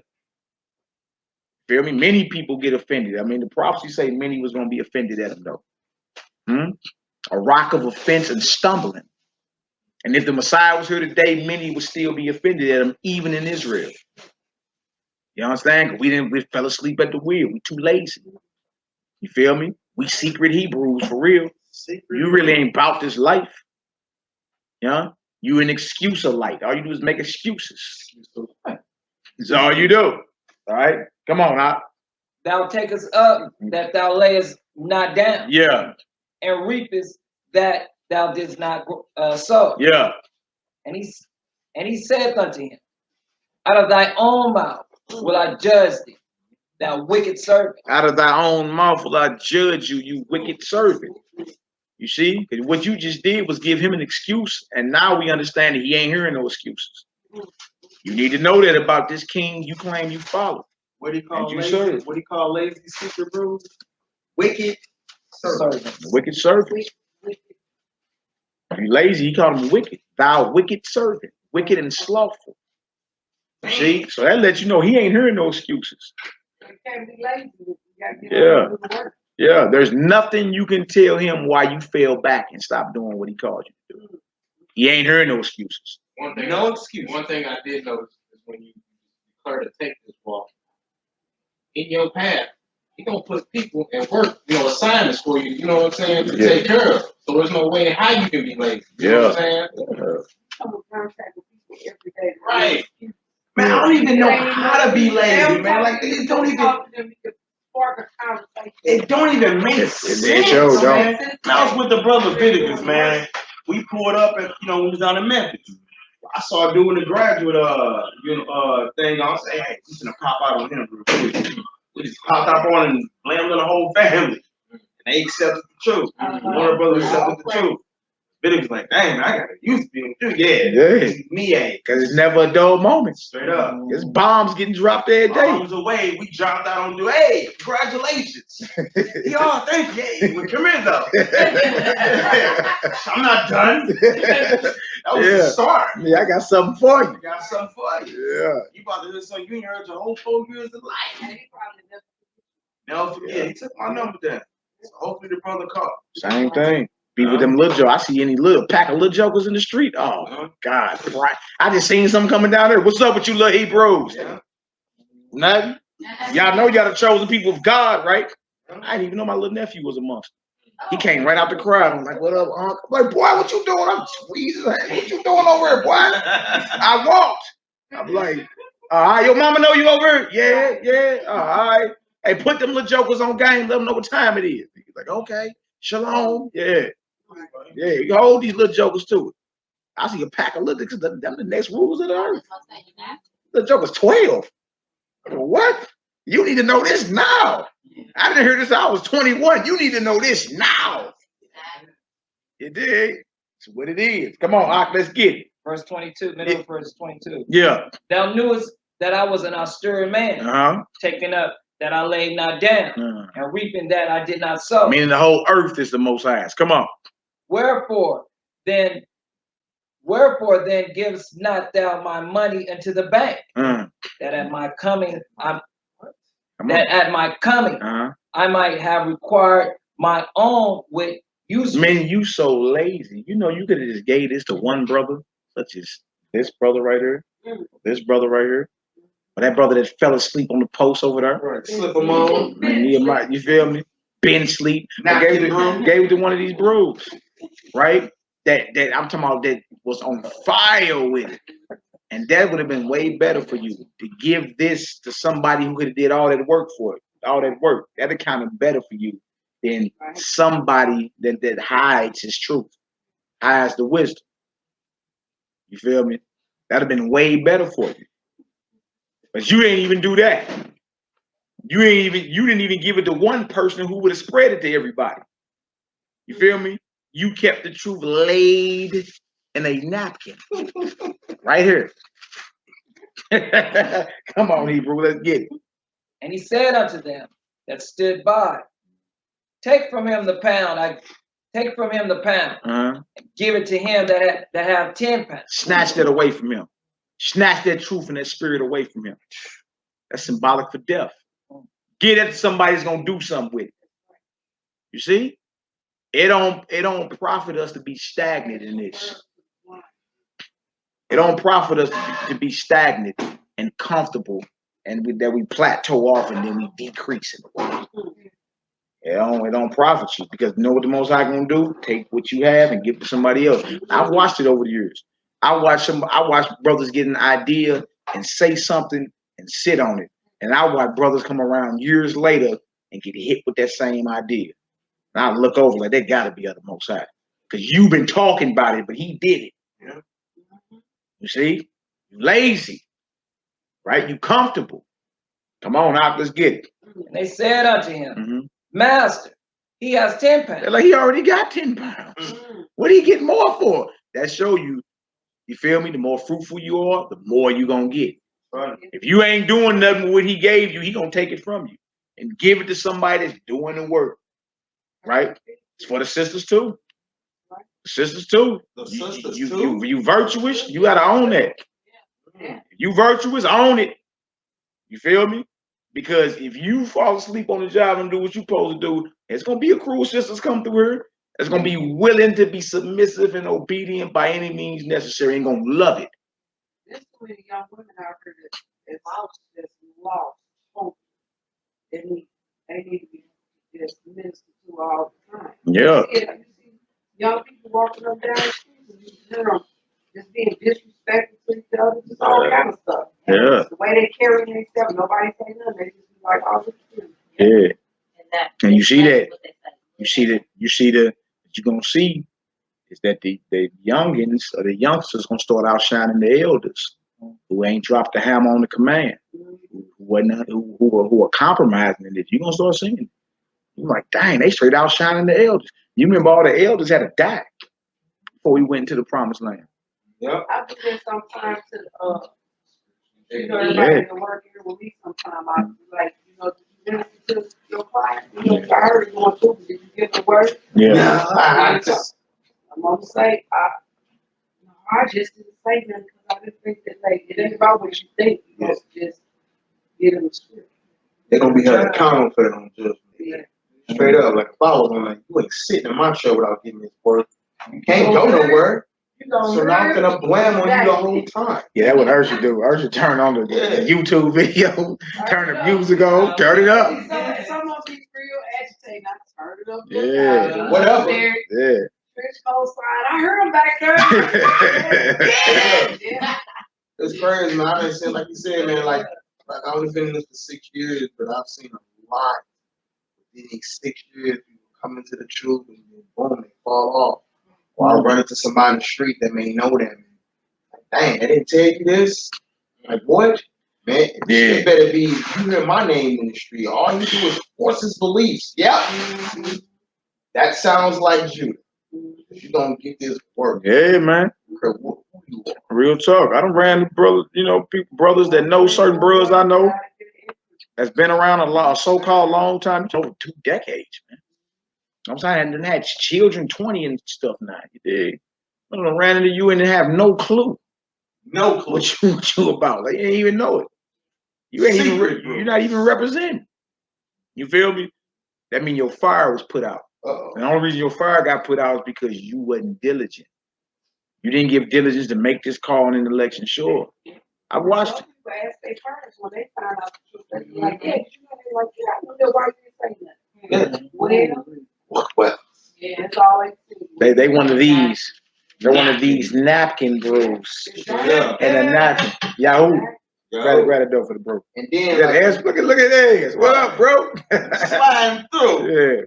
They're napkin bros. Like when you look at the Apocrypha, Ecclesiastes chapter 20, verse Tell 30. you Israelites. It says, wisdom that is hid.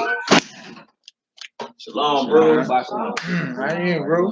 Good to see you, priest. Y'all good? Shabbat shalom, man. What it do, huh? What verse you say? Ecclesiasticus in the Apocrypha, chapter 20, verse 30 and 31. Chapter 20, verse 30 and 31. It says, wisdom that is hid. Hold on for a second. Hold on for a second. Bruce say napkin lights. Oh boy, say ale is good. That's my auxiliary yacht. Napkin bros. A napkin light. Don't hide your talents in a napkin. Straight up. You unfold your napkin.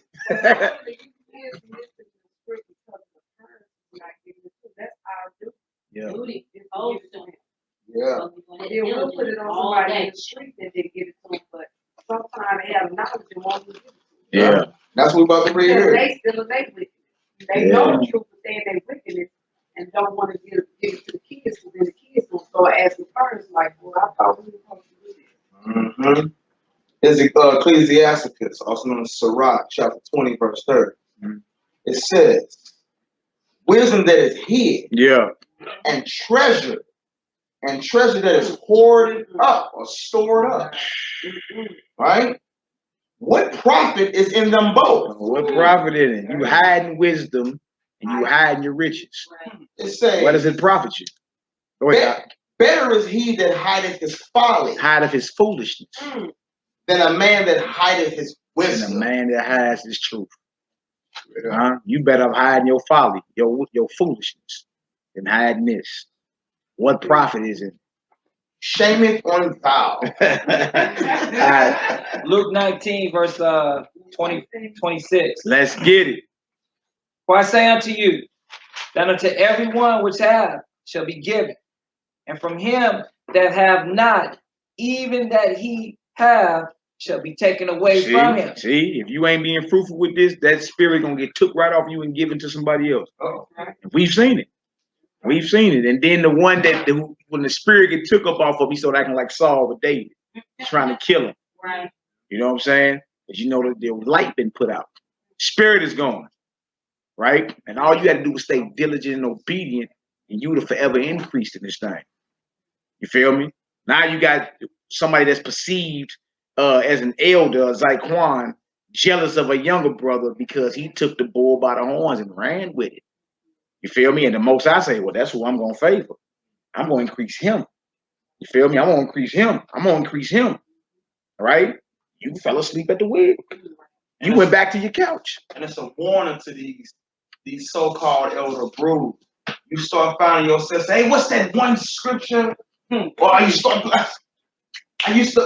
Oh wow. You're losing it, Jack. Yeah. Get it together. You're losing it. Because you know what? You doing what the script say. You done forsook your first love. Yeah. You forsook that. You feel me? Now you preoccupied with everything else. Everything else is your preoccupation. Oh wait. Come on, what verse you in? Verse 27. Yeah. But those, my enemies. My who? My enemies. The Messiah has enemies? My enemies. Go ahead. Which would not that I should reign over them. Yeah. Bring them hither.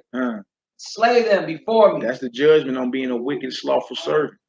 And being one that was not down with this program right here. There's always rebel rousers. There's always rebellious and wickedness around.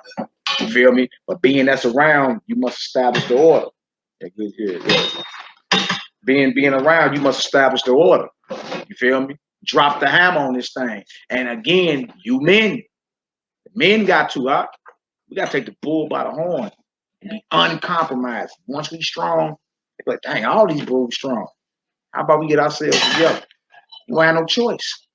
You feel me? And in that, you're going to see the power of the Most High start being magnified. The power is here. You just ain't standing on the word. We're trying to figure out how to get the power without the blueprint. It's right there. Everything is right there. You did? How about we, by any means necessary, drop this order and get it done? You feel me? And all it takes is a little bit of discipline, determination, and dedication. No, that's all it takes. You feel me? And watch it unfold. It'd be like, dang, you wasn't playing no games around here, right? Give me 2 Timothy 2. 2 Timothy 2. I need 1 through 5. 2 Timothy 2, 1 through 5. All praise, glory, and honor to the Most High. You already know. Stand on it as it is written. That's right, Derek Rice. That's right. That's right. Shalom to the family. Shabbat shalom. Shabbat Israel. Ain't no turning back, Hebrew, for sure. Yeah, it is what it is, man. This ain't a game for boys. This ain't a game for boys. Man up. Secret lights. Dig? Take back the command and watch everything get in order. That's the solution. We can blame on women all day.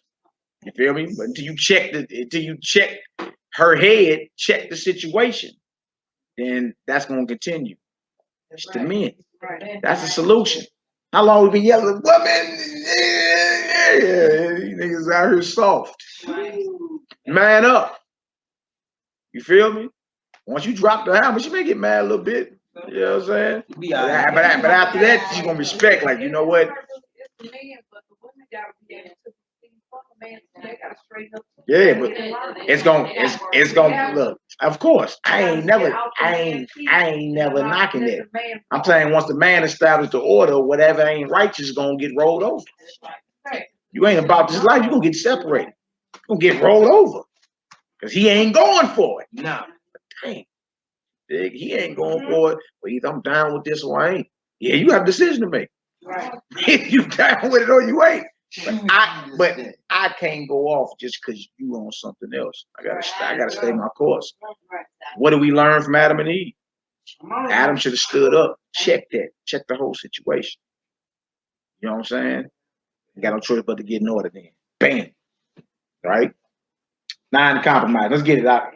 The book of 2 Timothy, chapter 2, verse 1. Yeah. Thou therefore, my son, be strong in the grace that is in Yahweh Shai, and the things that thou hast heard of me among many witnesses.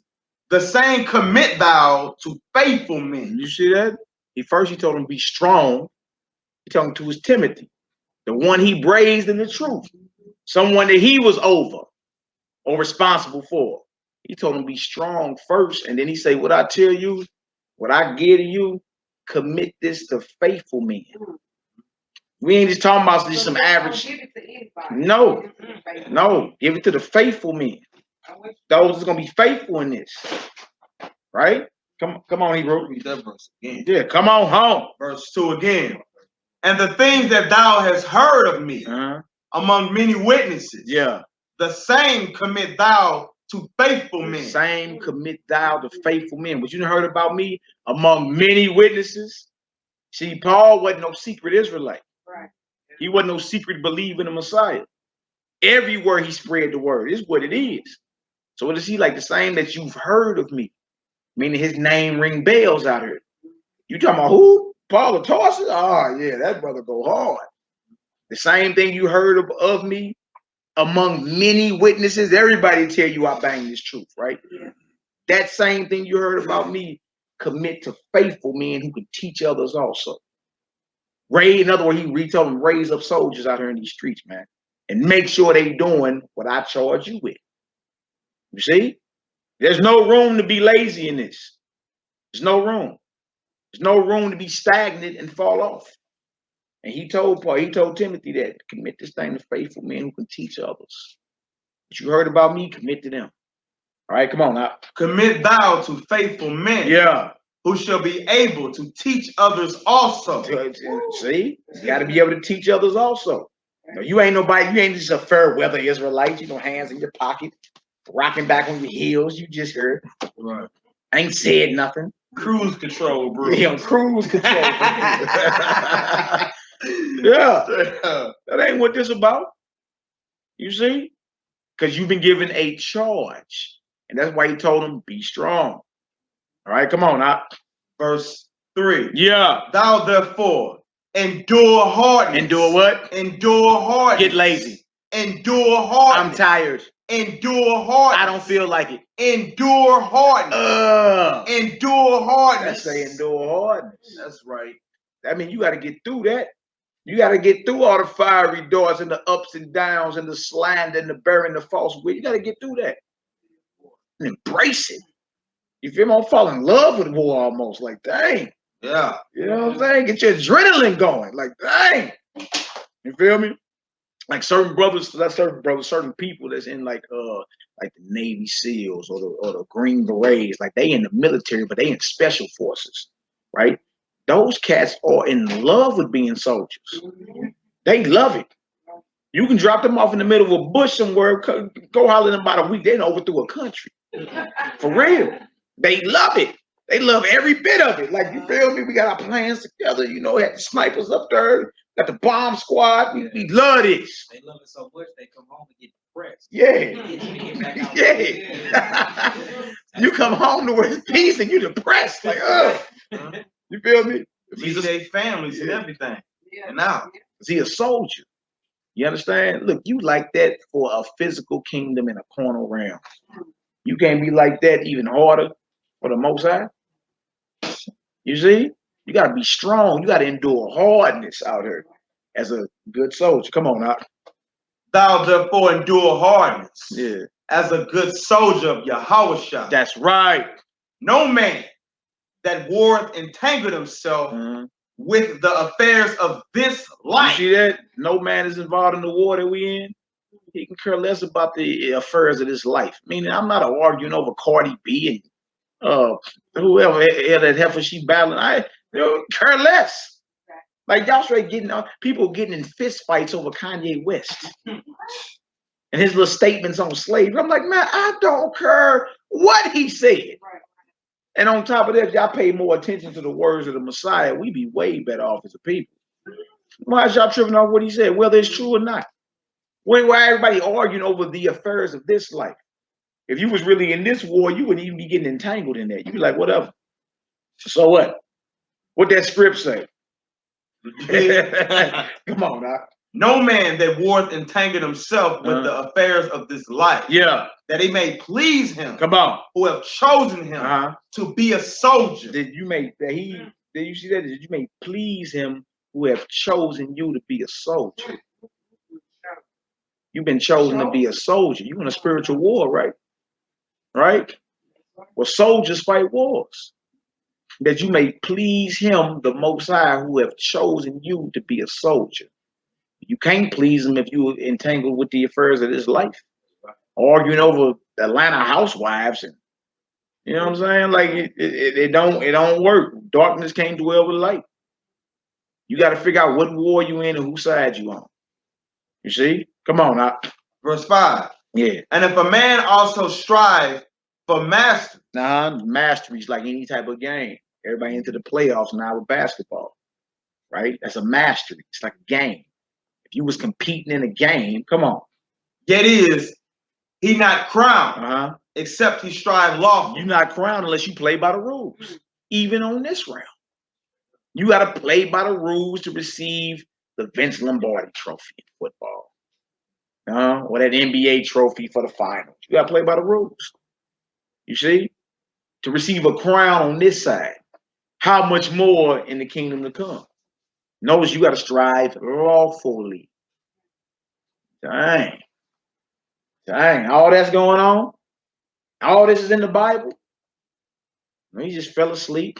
You know what day the Sabbath day is. You don't eat pork no more. You know, don't eat crabs no more, oysters and all that. That's it.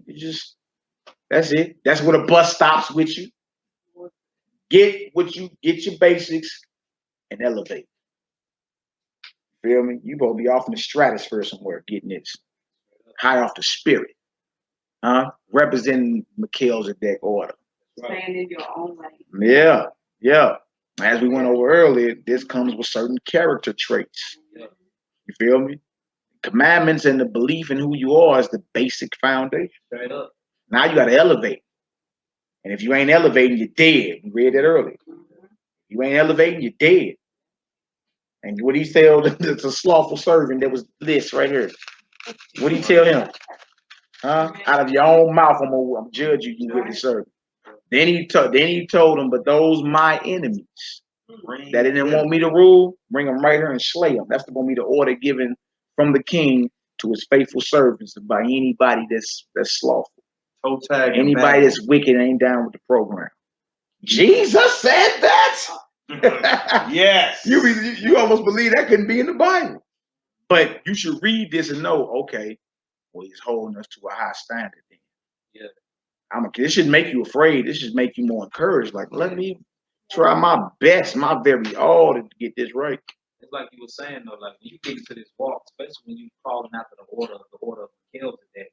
Like I was talking to Mally and I was talking to a little boy earlier about it's not only about keeping the commandments and the law, this comes with principles too. Right? You know what I'm saying? It's a characteristic thing also. So yeah, the laws are basic, but as you uphold the principle too, because you get judged on breaking protocol too. And we are at the order. This is a commandment hierarchy that started in the galaxy. It's principles to that. One of the main ones is love and honor. You know what I'm saying? So you can be keeping the commandments all you want, but if you're not honoring your fellow brethren, is that actually keeping the commandments? Like we are so held to a higher standard, but we don't see that because, like Malik said, we get comfortable with Leviticus 11 and we get comfortable with Deuteronomy 28, and then the buck stops there. So nigga, you ain't even building a house. You done built the foundation, and that's it. Yo, if it rain right now, you ain't got no roof on your crib. You done. You're Finished. Finished. Yeah. So this is it's a character building order. It builds character and it comes with principles. That's right. And that's beyond the 10 commandments. And people hate to hear that because it's like, dang, not only do I gotta keep the 10 commandments, but I still gotta follow the principle order. You know what I'm saying? The order of Melchizedek. It's so wide though that like you gotta think about it. This order came down from the galaxy. It's stuff that you gotta labor and work for he to give you most of these spiritual principles that you ain't even know that even existed. It's like when did the buck just stop here on earth? When it didn't even establish on earth first. It was established in the kingdom of God. That's right. It's great, man. That's right. They show shouting you out on comment, boy. They like teach. Hey man, yeah, you know I got the shooters in here with me, man. I got the shooters right here, man. You see these brothers right here, boy, running, ducking, hide. If you wicked, you're gonna get bodied. Yeah, it is what it is, man. All right, was you done with that? Was you done with that? That 2 Timothy? Back in his Luke. Yeah, I heard 1 through 5. Okay, 1 through 5. We did the Luke 19 already, right? Yeah. I want to go into some more accountability. Do me Matthew 14, Matthew 13. Yeah. Matthew 13. Oh yeah. Matthew 13. And then we do Luke. We're gonna do Susanna tonight. We ain't gonna be able to read through all 9 chapters of 10 chapters of Esther tonight. Yeah, but we'll get Susanna. We'll end with that because that was a woman that held her integrity, even when all eyes was against her. know what I'm saying? She stood on it. Kept her principle. That's right. That's right. Now, how many would have sold out? Yeah. And say, because she was under the death sentence. How we gonna put you to death? And it was a wicked counsel. Oh, not a wicked counsel. Not 2 witnesses, 2 elders. Not that. Yeah. Because they was inflamed with lust. They concocted a whole situation to slander the sister and put her to death. Ain't that crazy? Y'all know that's crazy. Y'all know that's crazy. Yes, we do. But yeah, 2 elders. Yeah. So it was 2 witnesses against her and everything. And she still held her integrity. Even though death was on the table. You know what I'm saying? Even though everybody was siding with the elders. Everybody believed them. Everybody believed them. Until the hammer got dropped. And it was like, whoa, you feel me? Then everybody realized, dang, I was off. That one-sided story show painted a hell of a picture. Got to. And they was about to put that woman to death. Everybody believed them elders behind it. To the Most High, put the spirit on a young man, Daniel. One of the first things Daniel did as a youth. He judged the situation. He established order. And he checked them elders. Like, y'all wicked. Feel me? Separated them. And got a different account. Dig? Like, y'all gonna get put down for that. That was evil. You know what I'm saying? Y'all was willing to take it that far. Feel me? All over your own little lust. Oh, wee. It gets real. Nehemiah, you awake, Hebrew? Dang. Dang. This script serious, man. And it manifests on so many levels. If you realize we the living oracles. We the living word of the Most High. You see that? And everything you do play out. It play out right in front of you. It's like either you gonna peep it or you not. Oh, wait. Everything you do, there's an example in the scripture. Hey, real quick, I want to grab Sirach 19:15. Come on with it. It says, admonish a friend, for many times it is a slander, and believe not every tale. Straight up. Real talk, man. 19 and verse 15. Real talk. Thirst of lights. Yeah, man. They do basically saying, I'm calling him Israelite. His Hebrew done woke up Jonan, man. He woke up, huh? You woke up. Going off, son. Going on. Can these bones live? All right, let's get it. Matthew 13, start at verse 1. We're going to get into the parable of the sower and the seed. And it's a short parable in Luke 14 that we got to go through. Then we're going to hit Susanna and get up out of here. All praises, glory, and honor to the Most High. Shabbat shalom to the worldwide family, the assembly. Right on for all y'all prayer, support. You understand? May the Most High bless and increase every last one of y'all. Y'all could be doing anything tonight. Y'all could be doing anything tonight, but you here enjoying the Shabbat, throwing down the word of the Heavenly Father. Hallelujah. That's right. Much love to my brother Gabriel watching and my cousin Mariah. Hallelujah. Blessings. Come on in. Come on home. In the book of Matthew, chapter 13, I'm going to start at verse 1. Yeah. Everybody there, we good? Let's get it. It says, the same day went Yahushua out of the house and sat by the seaside, and great multitudes were gathered together unto him. Yeah. So he went into a ship and sat, and the whole multitude stood on the shore. And he spake many things unto them in parables, saying, behold, a sower went forth to sow. And when he sowed, some seeds fell by the wayside. A sower is a farmer, a planter, somebody got seeds, right? He on his way to his fruitful land, his fruitful possession. But as he going, seeds are bouncing out of his satchel. You feel me? Falling by the wayside. All right, go ahead. And the fowls came and devoured them up. And they would understand this because that's what they did day in and day out. If you wasn't a shepherd, you was some type of farmer. And our way of living. You feel me? Because we all had land, you feel me? Cattle, all that. So they could relate to what this is about right here. They saw it every day. Right? A parable is an earthly story with a heavenly meaning to it. He teaching them about the kingdom of heaven based off what they see every day, right? If he was a basketball player, he be talking about basketball, right? If he was a rapper, he be talking about a studio or something. Yeah, yeah. And it's always there to relate to the kingdom. Because it's to show you what you see in every day, you can relate this to the kingdom and switch up your behavior and be more accountable. Right. All right? Come on, Hebrew. Verse 5. Yeah. Some fell upon stony places Uh-huh. where they had not much earth. And forthwith they sprung up because they had no deepness of earth. So we got by the wayside, we got stony places, right? What else we got? Verse 6. Yeah. And when the sun was up, they were scorched. And because they had no root, they withered away. Verse 7.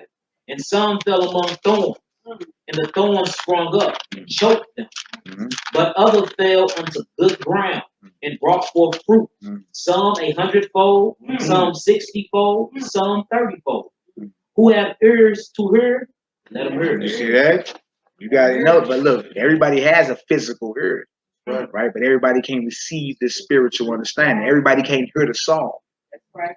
You see? So we got a seed, we got seeds by the wayside, stony places, thorns, or on good ground. Now, what if these seeds are people? Aren't you the seeds of your father? Yeah. What if these seeds are actually people? Because remember, it's a parable, so it's an earthly story with a heavenly meaning, right? So if these are people, then you would have to ask, which seed am I? Uh-oh. What group do I fall in? See? Accountability. That's one of those character traits. That's one of those, what you say earlier, Hebrew? Not a character trait, but a principle. You feel me? Accountability. Principle comes established already inside the water. Yeah. You got to be accountable, right? Anybody that's into accounting to tell you. If a straight accountant knows about books being open, balancing books. You feel me? If something get took from over here, got to be debited over here, got to be credited over here. Accountability. These are accounting terms. Yeah, numbers, right? All right, come on, now let's get it. Verse 10. The disciples came and said unto him, Why speakest thou unto them in parables? They like, why are you speaking like that? Why are you why speakest thou in parables, huh? All praise and glory and honor. May the Most High bless you for your arm, Hebrew. Army of Israel headquarters. Hey, Maharakal Shalom. All right, go ahead, Hebrew. Verse 11. Yeah. He answered and said unto them, because it is given unto you to know the mysteries of the kingdom of heaven. So he told the disciples flat out, I gave them straight to y'all. You feel me? Y'all got it straight. You understand? I broke all the mysteries off to y'all. They asked him, why are you speaking to them like that? I gave them straight to y'all. Now I have to break no parables off. Huh? So that's a privileged position to be in, to where the King of glory, right? Who was there creating the heavens and the earth, gave you the keys to the kingdom, gave you all the mysteries. Ooh-wee, come on. But to them, it is not given. It ain't given to them. I didn't give it to them straightforward. You understand? It was given to y'all. This is a privileged position to be in, but always remember, to much is given, much is required and expected. That's why in the world to come, the 12 disciples get to sit on 12 thrones. Feel me? Judging the 12 tribes of Israel. You feel me? Because he gave them the keys. He gave them the mystery straight up. Like if you continue with me in the regeneration or the resurrection, when the Son of Man shall sit on the throne of his glory, ye too shall sit on 12 thrones.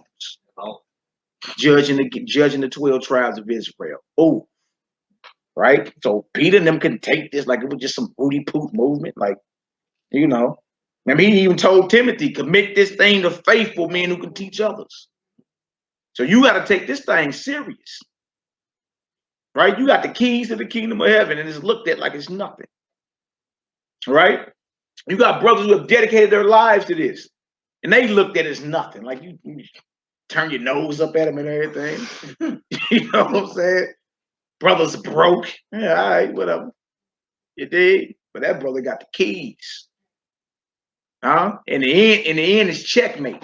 In the end, what you talking ain't about nothing. It's temporary. That brother got the keys to the kingdom, and he's looked at like a chump. Wow, this is truly Babylon. This is truly Babylon. You feel me? To what's supposed to be valued ain't valued. Ain't valued no more. It's like whatever. What was that parable about on the horse? You saw the king that was walking. Ecclesiastes 4. He saw servants. He saw servants or kings of the earth walking next to servants, and the servants were riding on horses. Ecclesiastes. Remember, the roles have been reversed. Right. The kings are supposed to be on the horses, and the servants are supposed to be walking. That's Ecclesiastes, the 4th chapter. Right.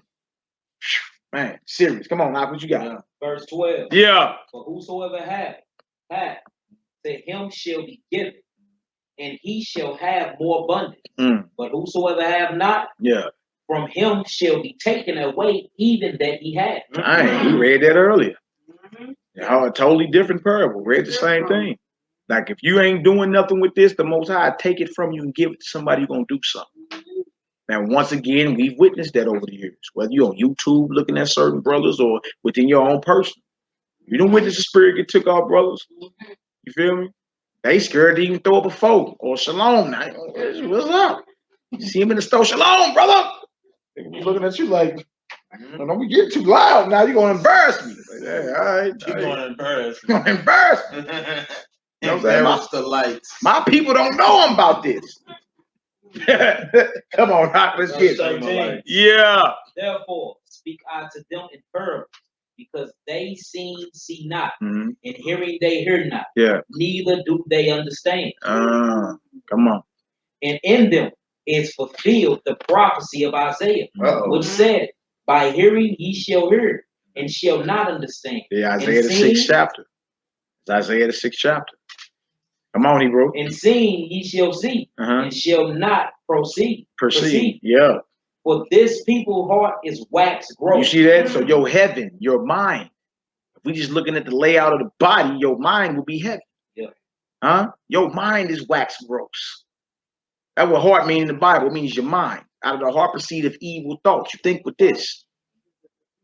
Your heart is wax gross. You got a defiled conscience. You feel me? Everything you think about is off. Heart is wax gross. Come on, Hop. And their ears are dull of hearing. Oh, wait. And their eyes they have closed.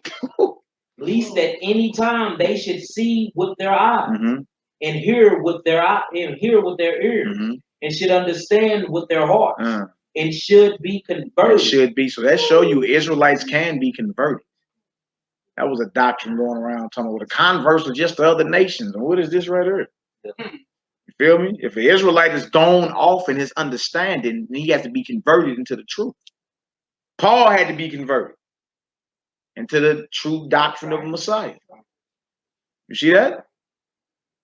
All right, come on, Hebrew. And I shall heal them. Come on. So that means you're sick. If the head is sick, if the heart is gross, the whole body is sick. That's right, All right, come on, Verse 16. But blessed are your eyes, for they see, and your ears, for they hear. For verily I say unto you, that many prophets and righteous men have desired to see those things which ye see, and have not seen them. You see? See, it's a privilege for you to be living in this day, in this hour, you feel me, and being able to go through the Bible and get edified. That's an honor. That should not be looked at as if, I'm just going to Bible study. You know what I'm saying? You should more be saying, I'm going to get the keys to the kingdom of heaven. I'm about to hear some heavenly jewels. That's what I'm about to go do. You look at it there, that's just, the Bible study, little cute book, got your cute little cover on it. The sisters got their little designs and all that. It's what's up. It's all good. But it's looked at as something cute. You feel me? Instead of something powerful, divine, exceeding great. You feel me? It ain't looked at like that. It's looked at as just a little cute little diary, a soothing read. Instead of an exceeding great, glorious, and rich inheritance. All right, come on with it. And to hear those things which ye heard, and have not heard them. Verse 18. Hear ye therefore the parable of the sower. when anyone heareth the word of the kingdom, come on, and understandeth it not. So you hear the word, right? And you understand it. Y'all done been around people like that before. If y'all been spreading the word, you've been around somebody who heard it, just told them, but they didn't understand, right? Come on now. Then cometh the wicked. Then comes the devil, Satan, that spiritual adversary. Then comes the wicked one. Come on. And catcheth away that which was sown in his heart. Come on. This is he which received seed by the wayside. Which seed are you? Huh? You need to be aiming to be not one that fell by the wayside. Because that's somebody that hear it, but didn't understand. You understand? And being he didn't understand, the enemy came in and snatched it away. Even what he heard. You dig? This is he that received seed by the wayside. So when you go into the parable about, and some seeds fell by the wayside, he's talking about men and women who have heard this word, didn't understand it, and the devil came in like, some niggas tripping. Don't listen to that. Exactly. And you said, Halloween. You said, oh, I thought so. Keep partying. Huh? Yeah. Yeah, he didn't really say this. Not really. Yeah. Yeah, one of them. So you know that you've seen it in your life before. Thou don't have to obey thy husband. Oh, that's a major one. All right, come on, Hebrew. That's a major one. Come on, Hebrew. Verse 20. Yeah. But he that receiveth the seed unto stony places, the same is he that heareth the word. Yeah. And anon. Anon meaning immediate. And anon. He received the word, he hear it, and anon meaning immediately. Come on. With joy receive it. Yeah, shalom. That's us. We the bros. Deuteronomy 28. You feel me? Brother be super excited. I'm talking about ready to blow out here. You'd be thinking like, oh man, he gonna hold on to this. Man, you see how excited he was? Saw that light bulb turn on? Yeah, whatever. Like one of you Kendrick Lamar Israelites. Everybody was amped about Kendrick Lamar. And I told the bro, I said, look, we'll see. What y'all so amped about? You feel me? That's like when Chingy woke up back in 2000. Everybody else, I'm like, look, we'll see. Yeah, boy. Hey, what you say, boy? A fortnight ain't go by. And he had jumped ship. Yeah. Yeah, we was like, what is wrong? What is wrong with this? And they was saying everybody like out. Kendrick Lamar to my he was an Israelite, but when they put him on an interview, and the one that was interviewing him say, so what do you mean about you're the chosen people? And explain yourself. Oh no, it's my cousin Carl. I really don't believe it. I just was playing. Yeah, in so many words, yeah, that's what he basically was saying. Shame is on thou. I'm like, yeah, you a Kendrick Lamar Israelite. You feel me? You one of these seeds that fell amongst the stones, stony places. You receive it, you get excited. Kendrick Lamar, Chingy. I hear you. Right? The only one I see that's really banging, you know what I'm saying, that's still in it. You know what I'm saying? What's the comedian? Brandon Jackson. Yeah. The only one I could, you know what I'm saying, from what I see, it's like, okay, it was still going in. Yeah, you just, there's a thing called running out of gas. Yeah. You feel me? Y'all willing that brother endure. You dig? But we've seen too many times. Well, I don't even get excited. Everybody talking about celebrities, Israelites, and I'm like, yeah, okay. We'll see. We'll see. We'll see. And when that temptation pop up, and they be knocking like they the police. You understand? And they hit them finances. And you ain't used to going without. You dig? Negroes hurry up and jump ship. Like I ain't signing for that. I'll be there as long as my money is cool. Yeah. I'll be there as long as I can still be successful. I can fly safe. I won't offend anybody. Okay, yeah, I believe that. Right? No. Come on, Hebrew. Verse 20 again. But he that receiveth the seed unto stony places, the same is he that heareth the word and anon with joy receiving. Yet hath he not root in himself, but dureth for a while. He ain't have root in himself. He only endured for a minute. When we read earlier, endure hardness as a good soldier. He only endured for a while. He ran out of gas. He circled the drain. He only endured for a while. Come on, out. For when tribulation and persecution arises because of the word, by and by he is offended. By and by he is offended. There it is. Huh? When Kendrick Lamar knew that persecution was coming for this word, oh no, I ain't signed for that. Yeah. Yeah. Seed that fell amongst stony places. Which seed are you? What seed is everybody in here? That's something for you to think about. You know what I'm saying? Would you turn your back on your creator who has a rich and glorious inheritance for you? Would you turn your back on him just because a few eyes looking at you? Huh? And everybody offended? Or you gonna wax bold and stand strong? Like, look, I'm in this deal to the casket drop. How about that? Nah? I'm gonna bow to the Most High call me about this deal. Family, friends gonna ridicule you. But what else can you do? If you pray the Most High, I feel you. I feel you. If you fall off, you know what you got coming. I feel you. So Like, for him, then you gonna do. man, look, I'm a dead man. Straight up. If I ever turn back, it's a wrap. Right. Like I'm already a dead man walking anyway. I might as well go all out. I might as well bring the house down when I leave about this deal. You dig? Can you? Oh my God, I can't even imagine. Man, I'm back eating pork, celebrating Christmas, hanging with heathen women. Oh my God! I make all kind of videos women on man, y'all better expose me. Man, y'all better expose me if y'all ever caught me doing something like that. I done gave a few bros permission to do what's called a mercy killing. Yeah, I remember, yeah. Take me out my misery. Cause my will ain't my own at that point.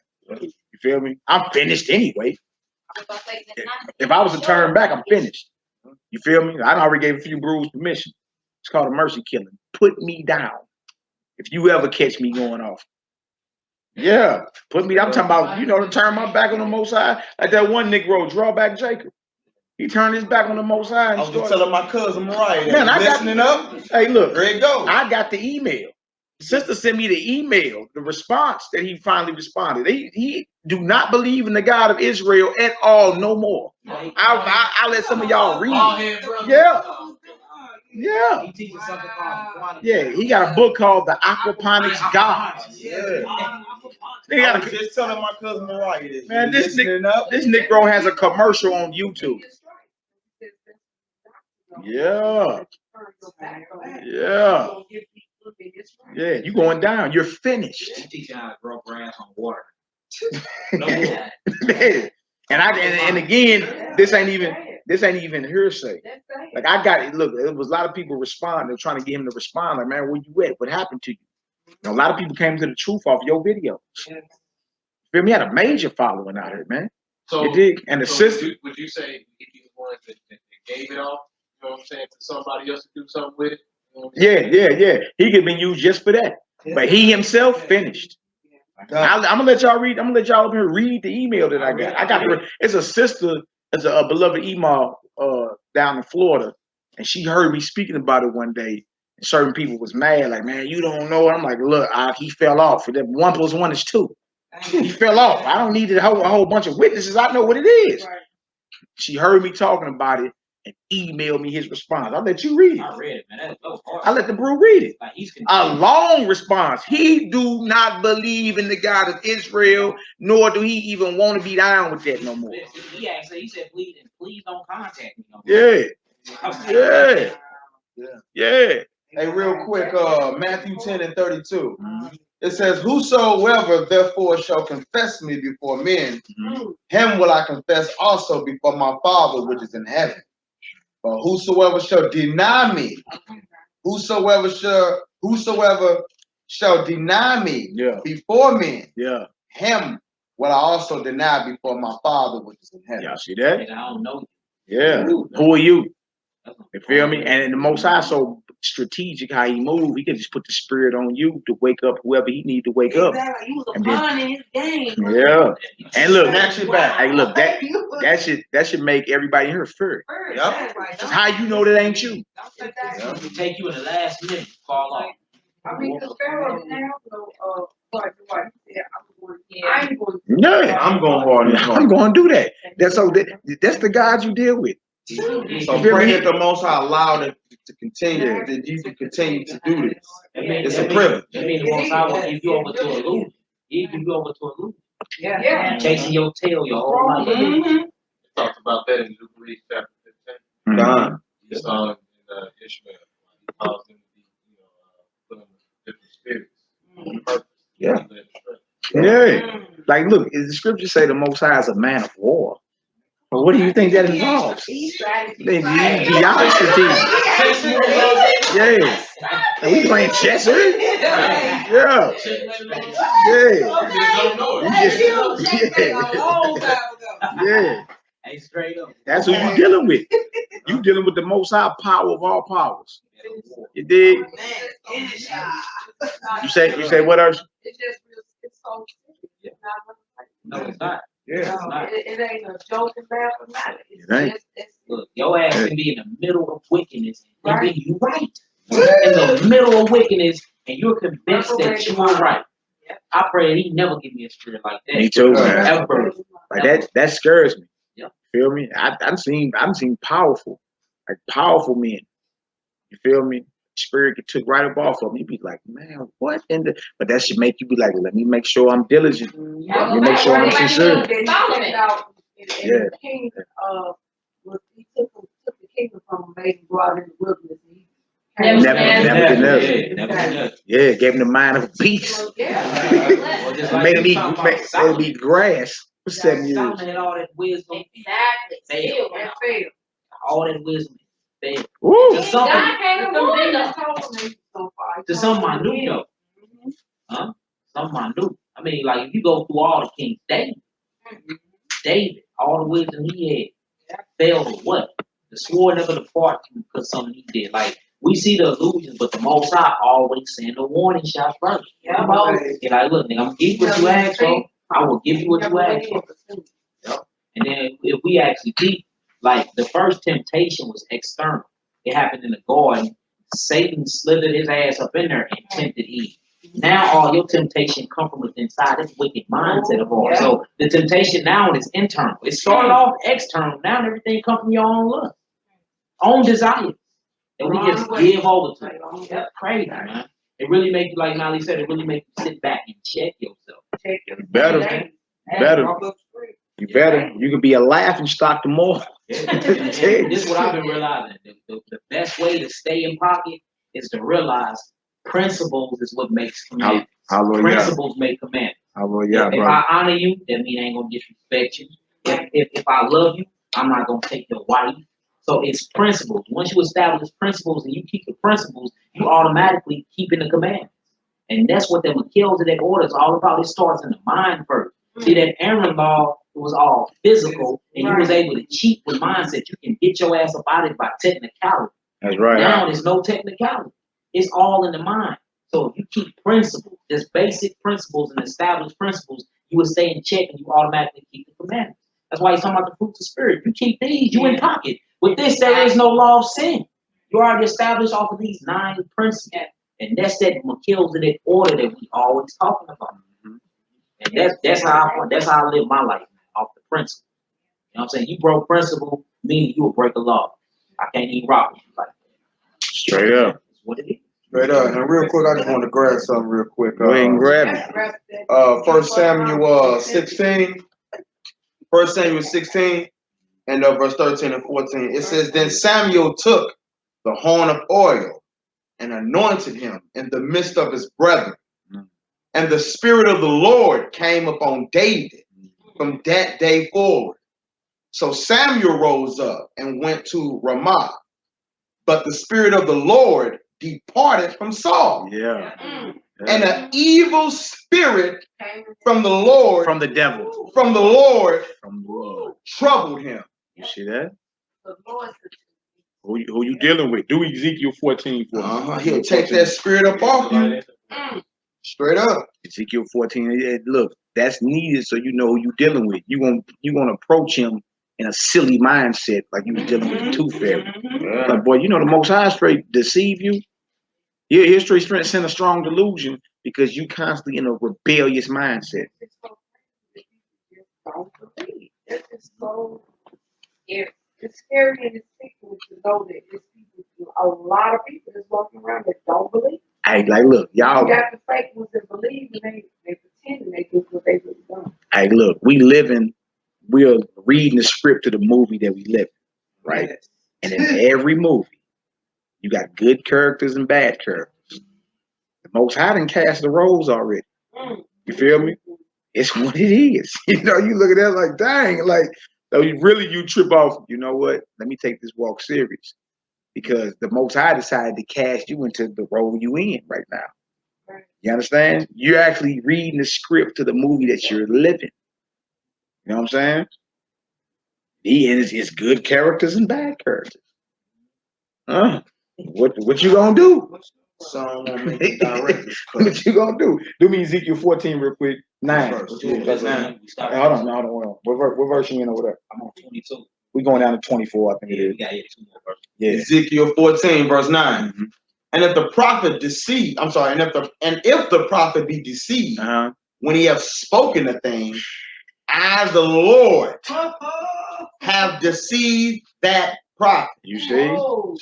We look up, you be like, dang, you know, he was looked at as somebody that was great and powerful. You know what I mean? But if it's the spirit of deception rolling, then who really put that spirit out there? Most High. And he did it for a reason. All decisions come from the throne of God. Every decision coming from the throne of God. If he's deceived, he say, I deceived. That's scary, bro. You like what you mean? Hey, y'all know what we missed? Y'all know what we missed that Job 1. When Job was tempted, the angels he called a council meeting, and Satan was summoned to the meeting. Inside the meeting, he asked to tempt Job, and the Most High gave him the okay. He said, just don't kill him. He was Satan did. He killed this Negro whole family. He gave him all type of blisters. He gave him cancer. He killed all his cattle. I'm talking about every dinner, burnt down his house, took everything. This was okayed by the throne of God. Wow. So if all that happened when he went through that persecution for 20 years, who the hell are you? Who are you? And he did all that to establish character. So if he had destroyed your whole family to establish character, obviously we need to already have these characteristic traits because he attests you too. You know what I'm saying? We need to like, hey, look, but it's all about character. That was the whole point though. We like, look, that was the whole that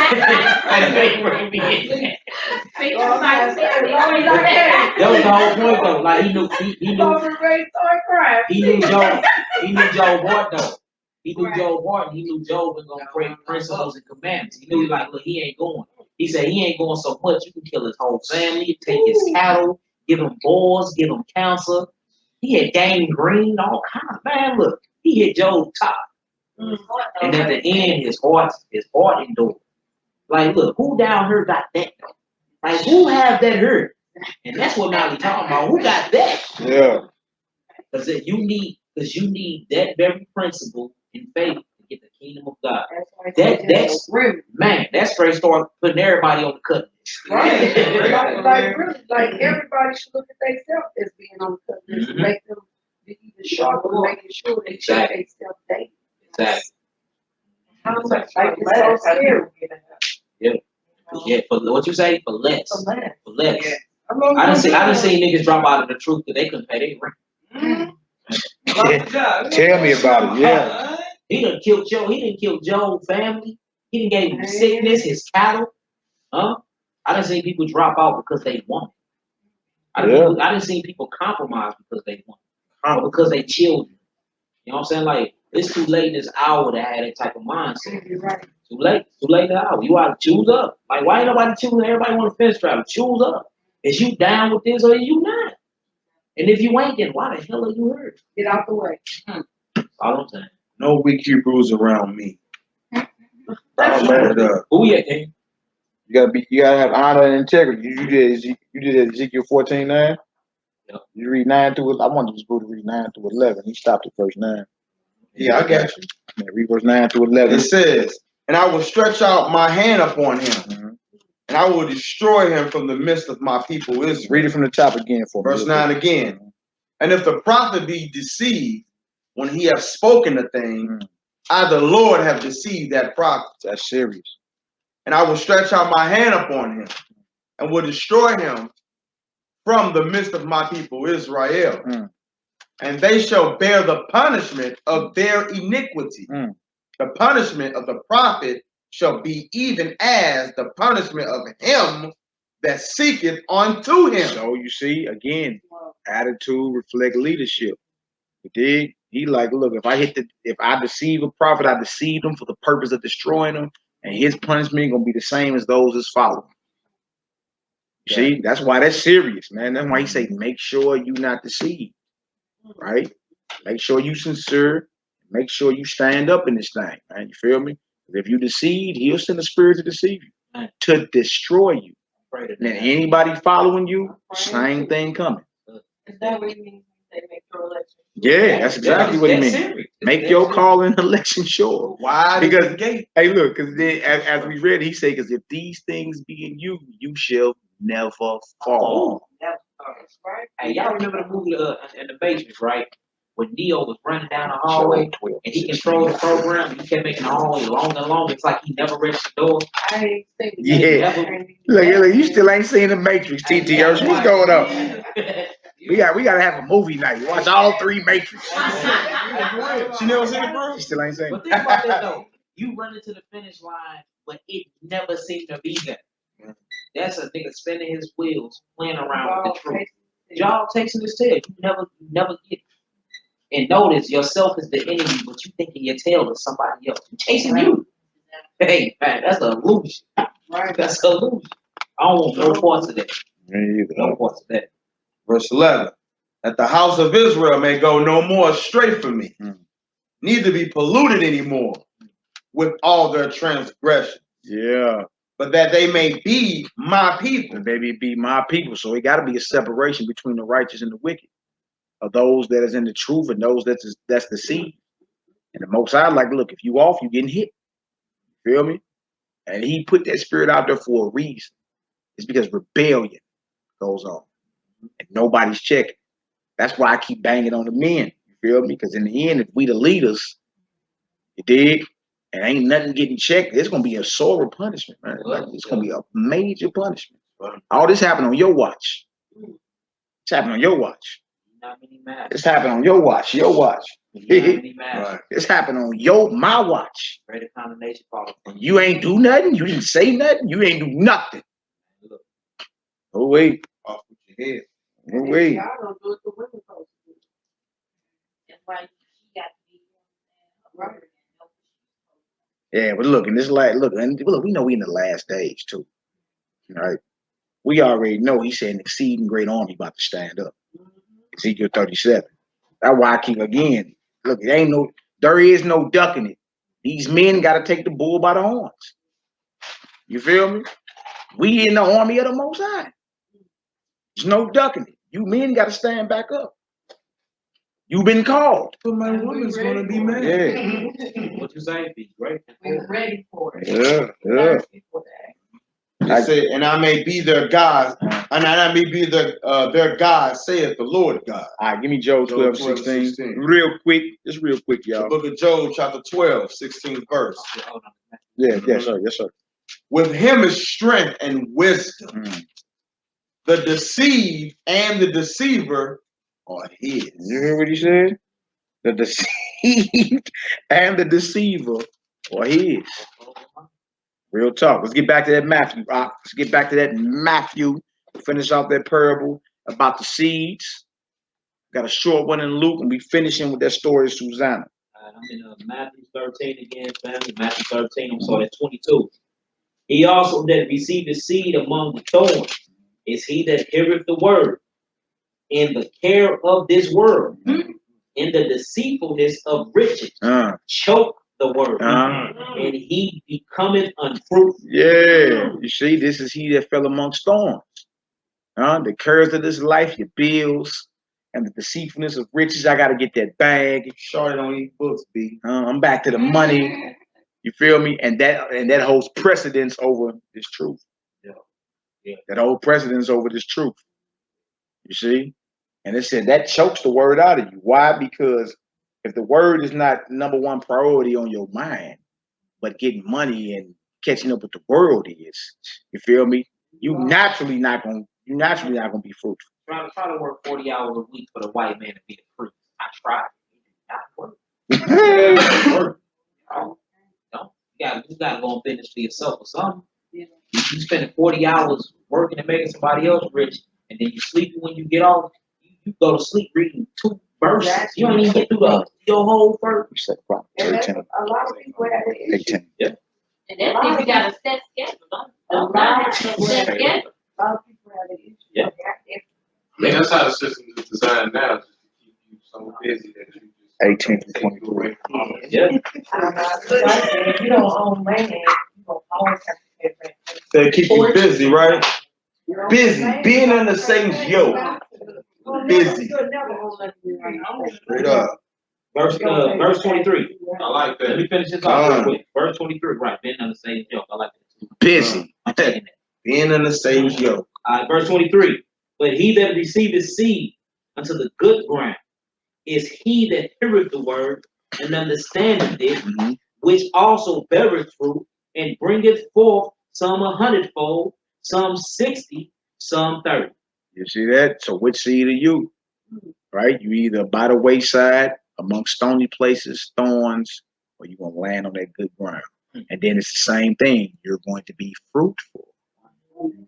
You're doing something with the spirit the Most High gave you. You understand? Meaning you spreading this word everywhere. Everybody know you about this. You want these soldiers out here, everybody know, okay, he coming. I felt the ground shake when he walked in here. You feel me? You a virtuous sister, everybody know, nah, she virtuous. You know what I'm saying? She an assassin. She's so quiet, I don't know what she's I don't thinking. even want to approach What's going on? It's way out of my league. it. What's going on? You did? Yeah. Real talk. Give me that 2 Chronicles real quick, and then let's get into this. Whatchamacallit? 2 Chronicles. 2 Chronicles chapter 18. Verse 18. 18 through 23. Again, he said, therefore, hear the word of Yahweh. Yeah.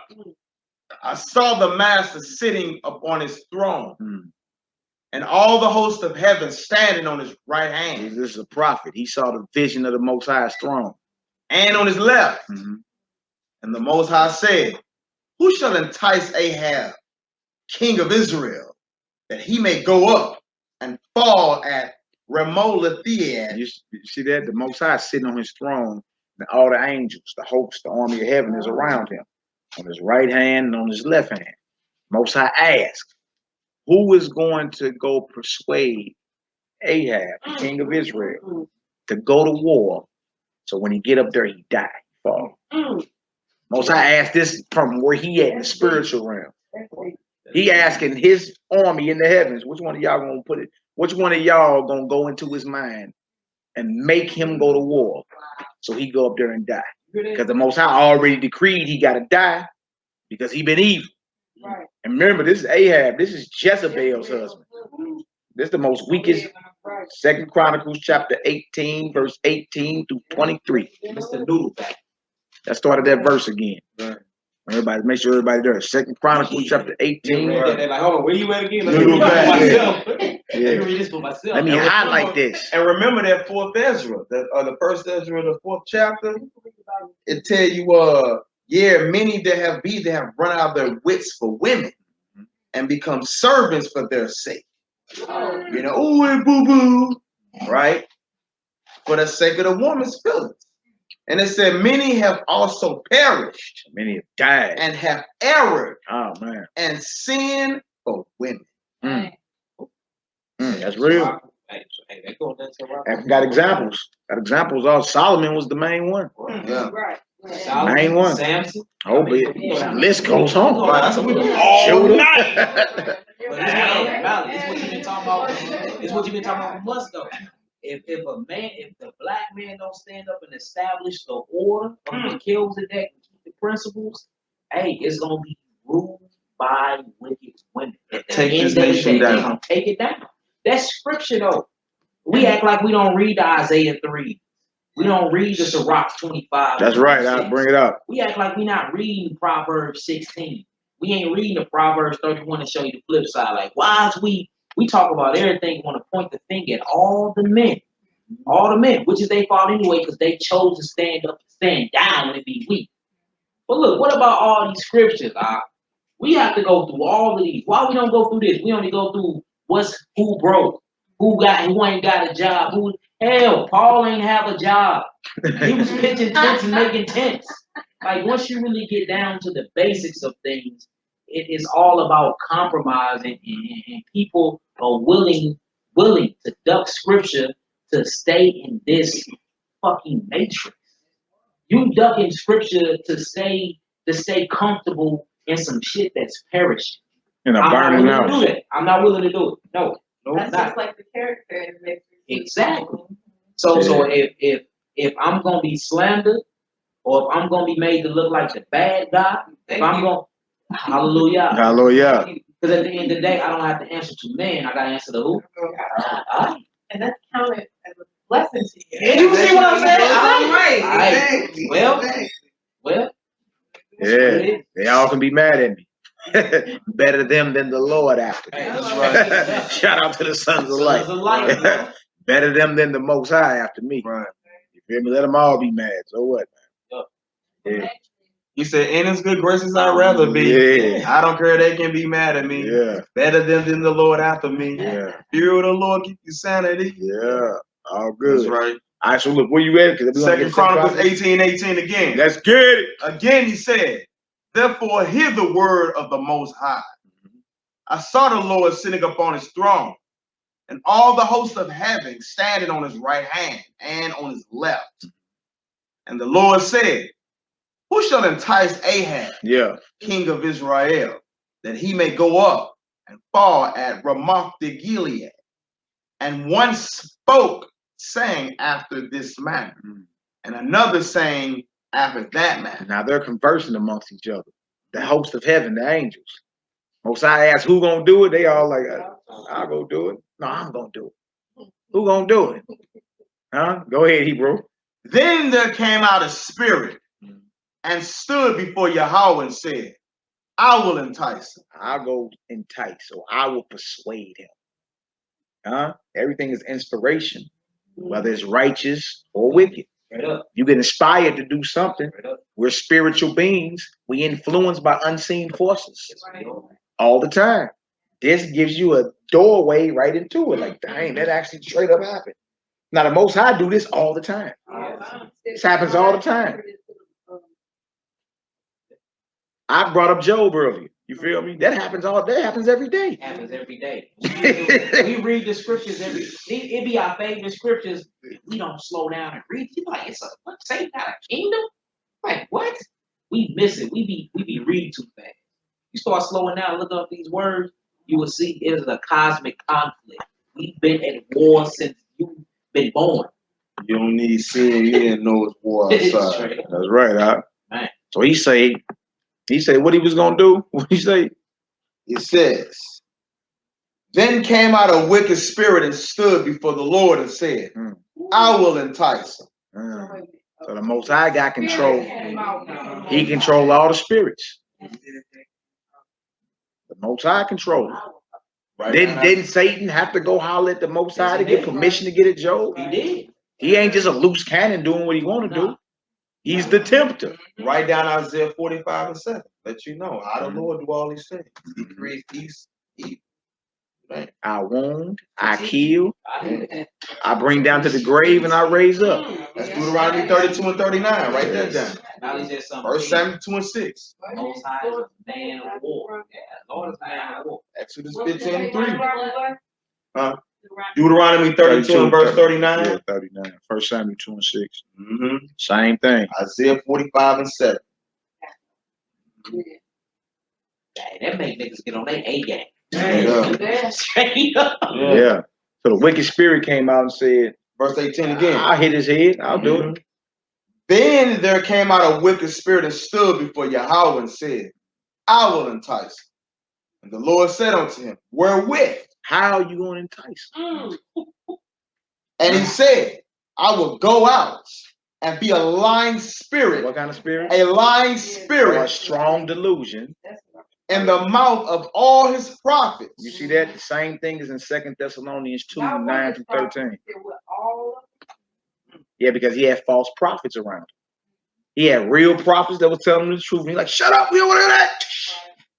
You had false prophets who was faking. Because the false prophet is going to tell you what you want to hear. Yeah. You feel me? The real prophets of the Most High going to tell you what you need to hear, even if you don't like it. Ooh, say that one more time. The false prophet is going to tell you what you want to hear. It's going to appease you and make you feel good. But a real man of the Most High that's been sent to tell you what it is, don't care if you like it or not. So we don't need to be hanging around no yes man. Yeah. He don't care if you like it or not, because he know if I don't tell you, I'm going to get handled for it. You feel me? And I'd rather have you mad at me than the Most High. You feel me? 7 days a week. And then like Sirach 6 and 6, it tell you this. It says, where we at? I mean, no. Sirach 37. What I'm looking for. Hold on. Sirach 37.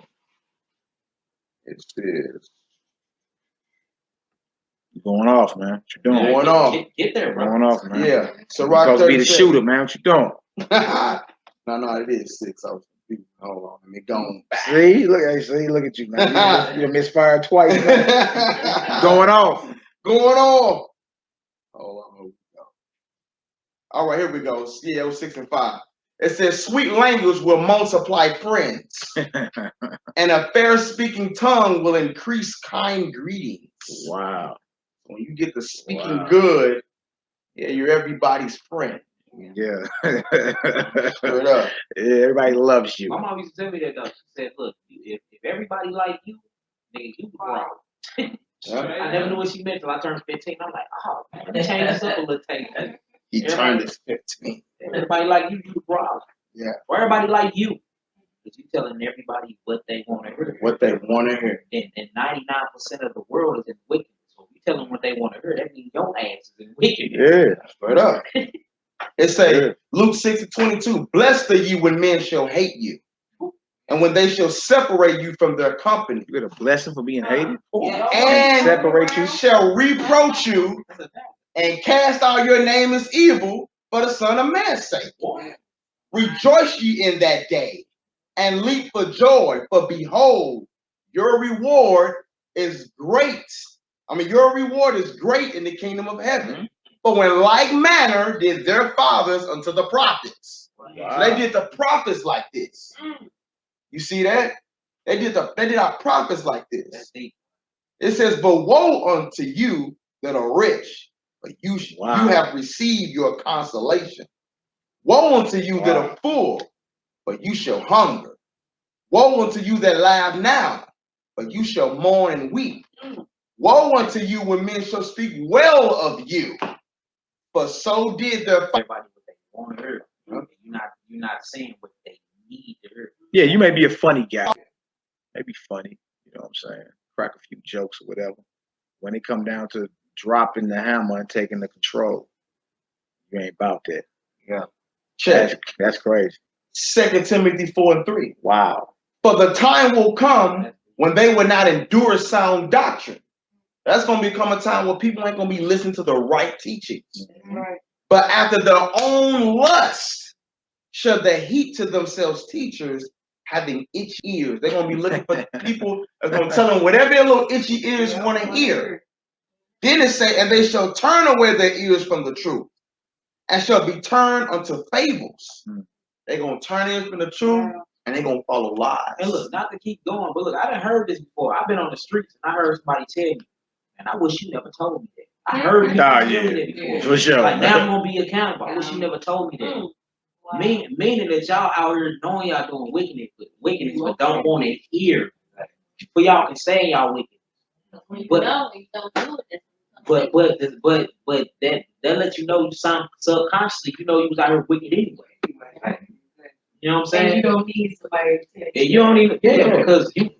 And in order to appease the people, they would mix doctrine just to get them all on board. Yeah, get them all on board.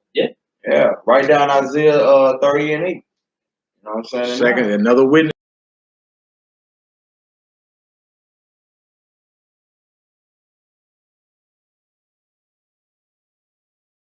Fat brother. You know. And that's why so many of our people do love, not church, but love that building that they think God is. It's all soothing. It's all soothing words.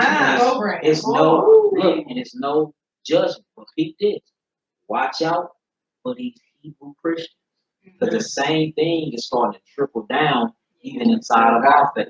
Yeah. You know what I'm saying? On a major level. Where you can go to the Hebrew and they'll pacify truth just for the feel good or to keep themselves feeling like they doing good. You know what I'm saying? Like this lust, like what I've been realizing from these last months of meditation, fasting, and praying, like lust is more than some ass. I'm telling you.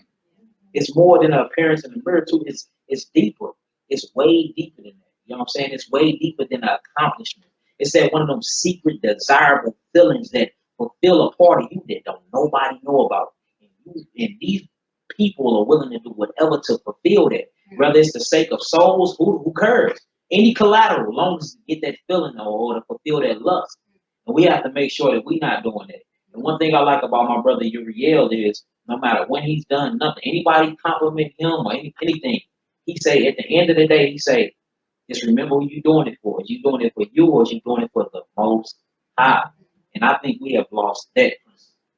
You know what I'm saying? Like you ain't supposed to be fulfilling you. Yeah. You are not supposed to fulfill ego or the self. We ain't fulfilling the soul. We fulfilling the spirit. And the spirit don't belong to us. It belongs to Yah. So that means we fulfilling and following the purpose and path of Yah. We have turned to each other. We looking at each other as gods now. We looking at each other as a way out, and it ain't supposed to be that. And the only way we can establish that is on Scripture, on the Bible.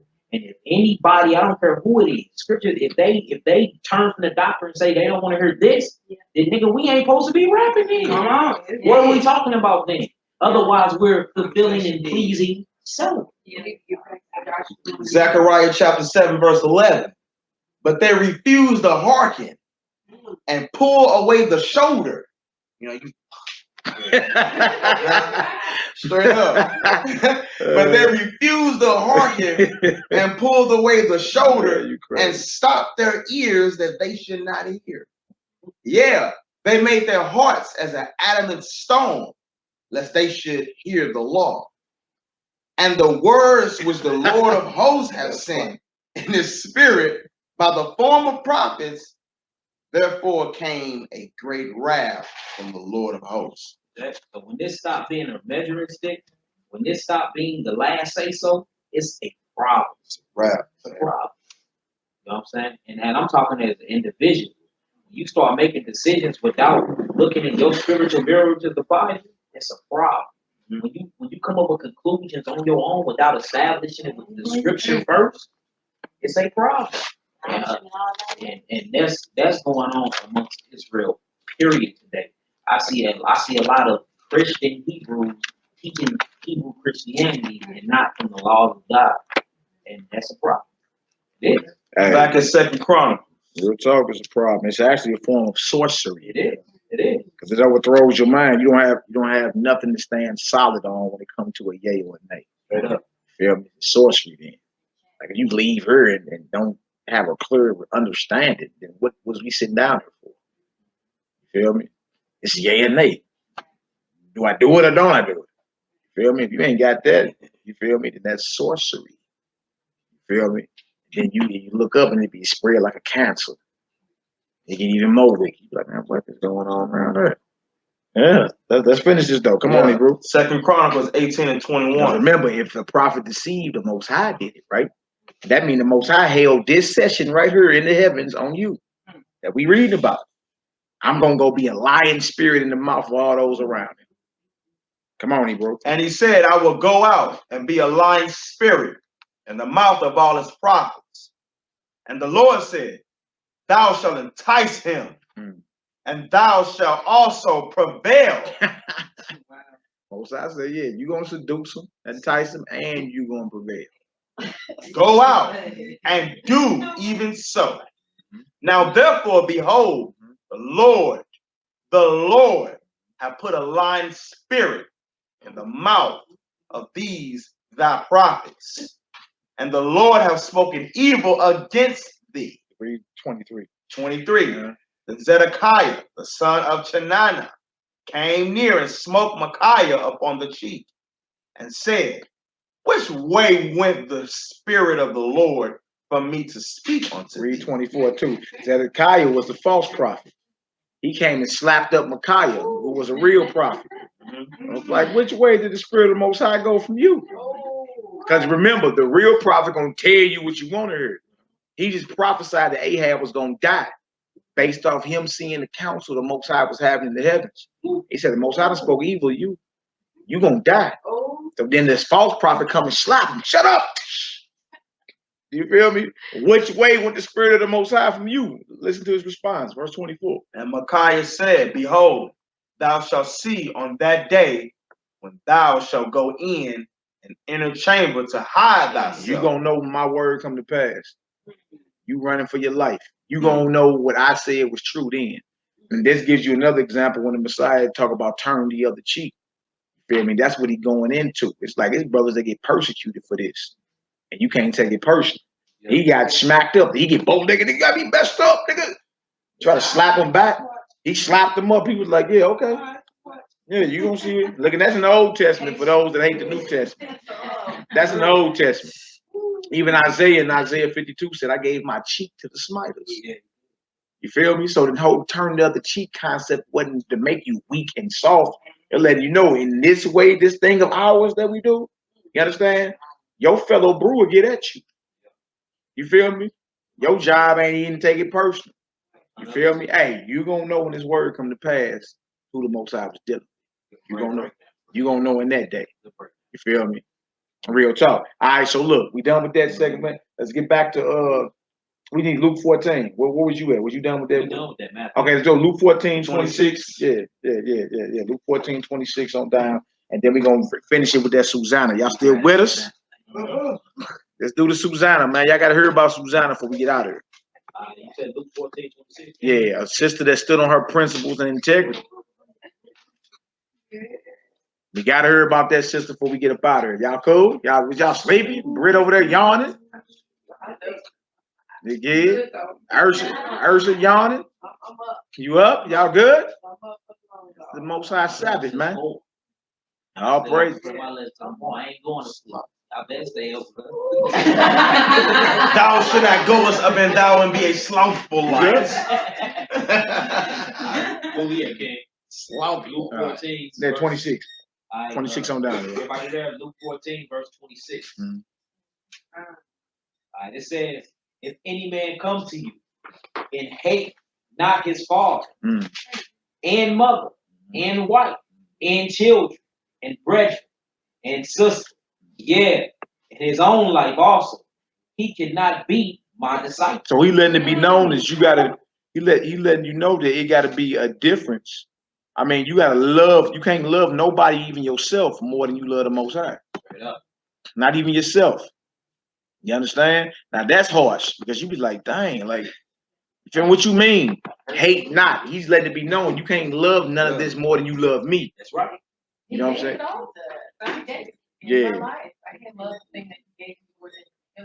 Exactly. That makes sense. Make all the sense in the world. And so somebody that don't believe in the Messiah, you feel me, try to bang on that. But even in the Torah, it says, love the Most High your God with all your heart, mind, body, and spirit. That's right.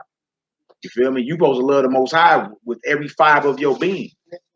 You feel me? Then you train up your children and raise your wives and all that. You feel me? But so that's the concept he reading is in what's called the Torah too. Right. You know what I'm saying? Come on, Hebrew, let's get it. Verse 27. Yeah. And whosoever doeth not bear his cross and come after me cannot be my disciple. So if you're not willing to be persecuted for this, that's what he's still going into. Anytime I get a piece of jewelry and hang the cross. He ain't talking about that. He's talking about be ready to be persecuted for the truth.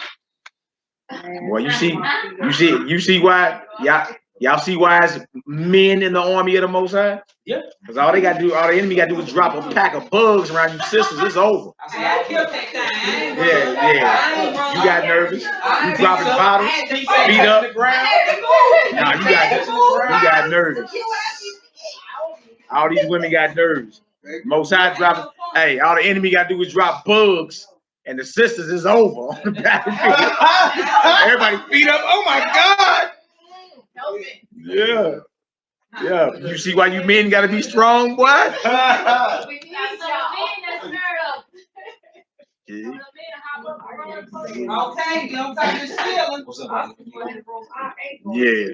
Verse 28. Let's get it. For which of you attending to build a tower sitteth not down first and counteth the cost, whether he have sufficient to finish it? So he asked him about the tower, right? He say, look, when you come into this way of life, count the costs. Straight up. Meaning look down the line, realize this is gonna require my life. Don't you count the cost on everything else? That's what he's going into right now. He's talking about the tower that's being built. Like if you was building the tower, you would see if you had the resources and the funds to build it. See, even in something that you build cornerly, you count. You look down the line. You feel me? Why wouldn't you do that when you got into this? Why wouldn't you count the cost? Meaning, why wouldn't you look down the line and say, this is going, I'm gonna have to dedicate my entire life to this. If I'm gonna do this, I'm gonna have to dedicate my life. I can't be fake. You count the cost on everything else. Yeah. And that's what the Messiah did too. Even when he created us, like he knew that it was a possibility that we could fall, but the death was already in. Look, he finished the thing before he began. Strategic. Yeah, so he counts the cost even before, like he knew I might have to send my son to die. And if you read scripture, it said that the Most High was in the flesh, but manifested in the flesh for this purpose. Once you get to that John 3, it is working all down. Yeah, you going to the missing books, you learn that he created that liquor fire before he created it. Exactly. It created judgment. That ram was made. The ram that was in the bush for Abraham. He said it was already set when he first created. That ram was made for that particular purpose. They get you into the realm of predestination. Hebrews don't like to talk about that. Verse 29. Less happily, after he have laid the foundation and is not able to finish it, all that behold it begin to mock. They start mocking you. You started off on something, you start building, but you couldn't finish. You get mocked. Man, that wasn't a wise move. The church on Parker Road.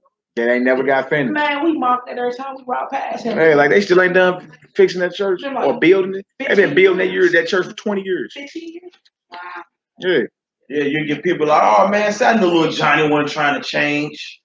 Everybody been jumping. See, look, he right back to his old ways. Look at him. Mocking. Verse 30. Saying, this man began to build and was not able to finish.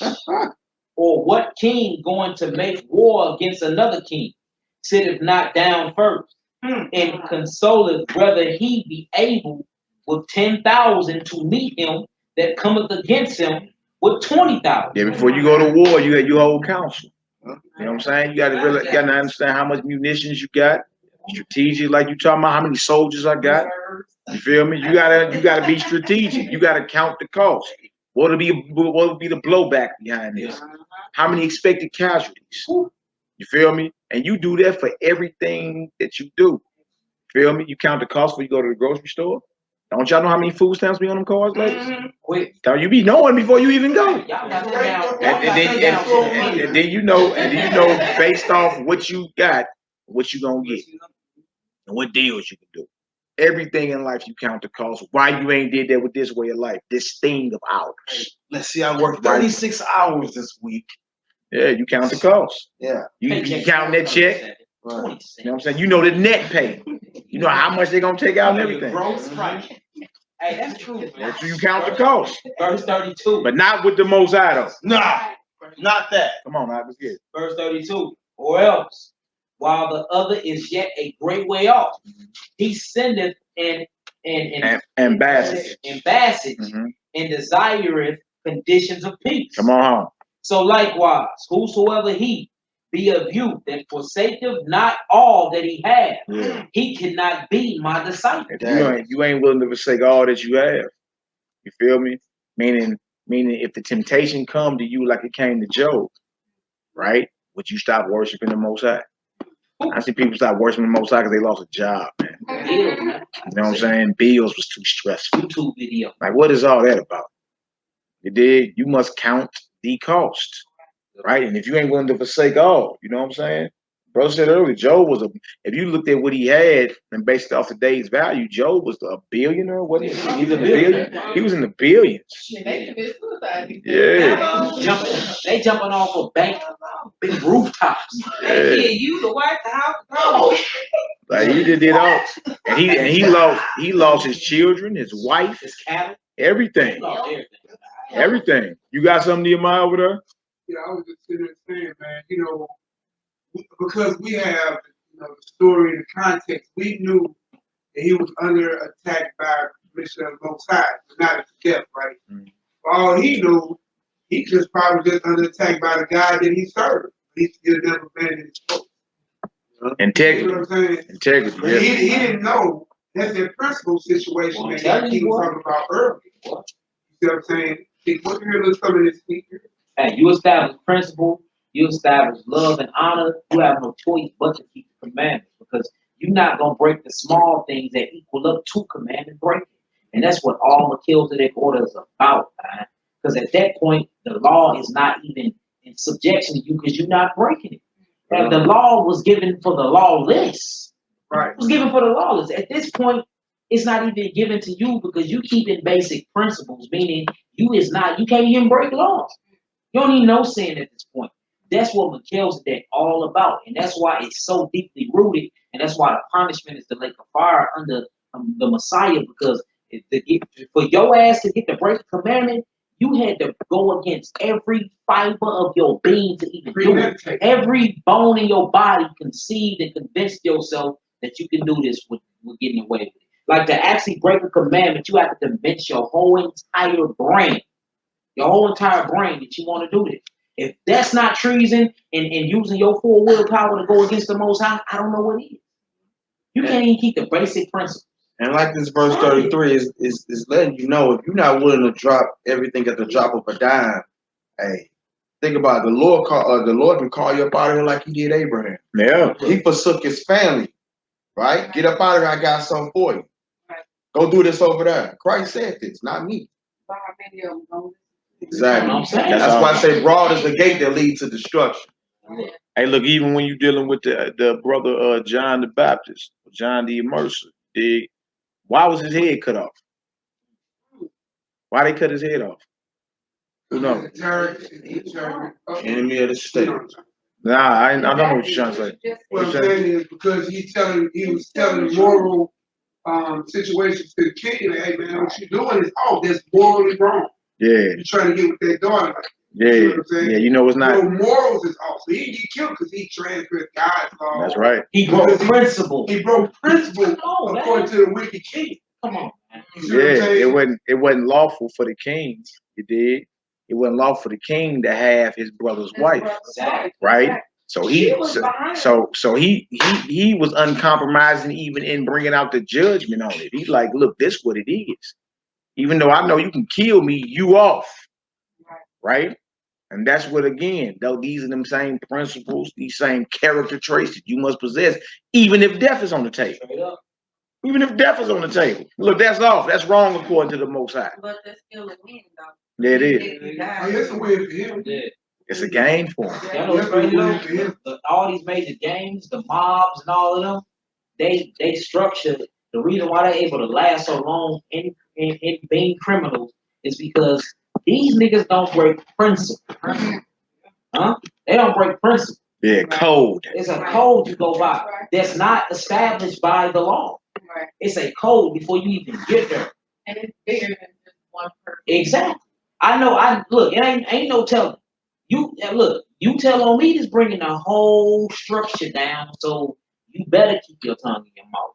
And it's not a law for you to keep your tongue in your mouth as a principle. But check this out. Let you speak. The Mexicans that had your tongue through your throat hanging from a rooftop. Yeah. Because you broke not law, but you broke principle, code. And I'm telling you, like, I think we need to start looking at this law from different aspects. You know what I'm saying? Because it's certain things that we are held to that's beyond the law. Law is basic. What about this situation? This situation, where law ain't gonna even be brought up, but you know in your intentions you was off. Didn't you break a principle? And didn't the Messiah say he gonna judge the hearts? So principle matter.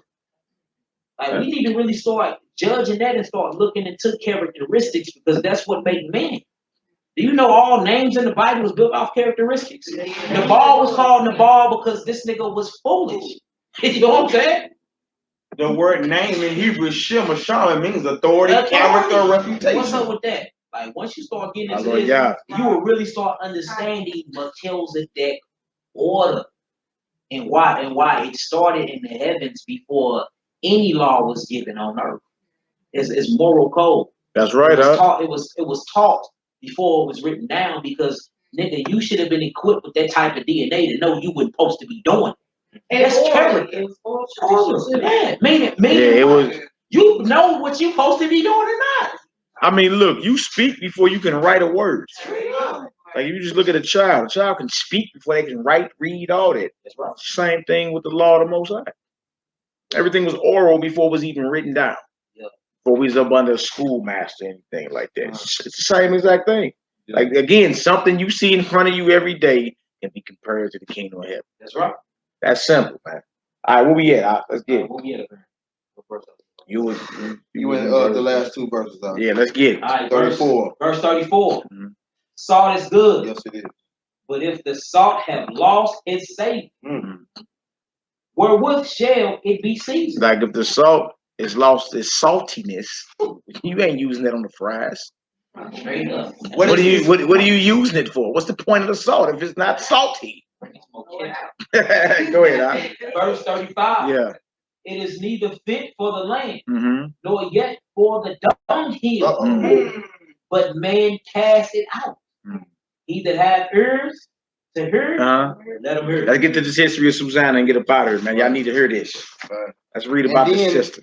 And then had these principles we was talking about. Hey, man, look, and notice before we do in this verse when it says neither fit for the dunghill, I mean it lost its purpose. Mm-hmm. Straight lost its purpose. You good for nothing. You can't even throw it on shit. Hey, you said it earlier, sister. You said it earlier. You wasn't even live with it, but you said it. Messiah cursed the fig tree. Yeah. And I heard you when you said it earlier. I looked at you like, yeah, that's true. Because if you a fig tree, you're supposed to be producing figs.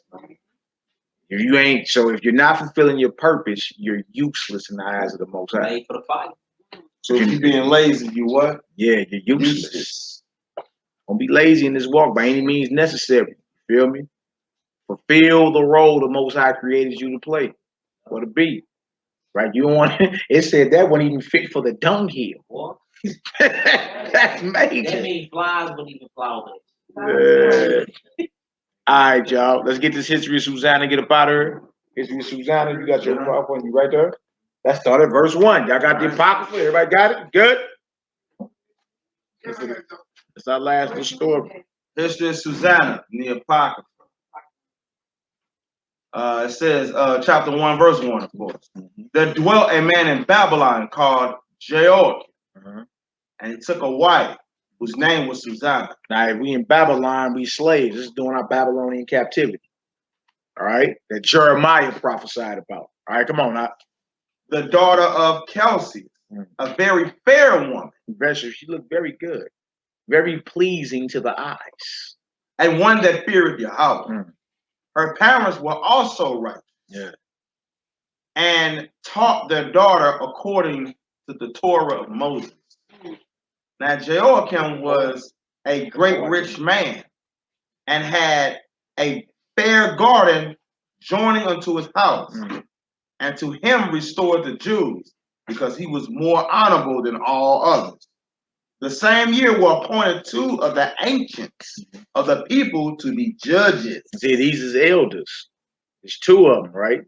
These same elders were appointed to be judges in Israel. So this means, and this is these are judges in our captivity.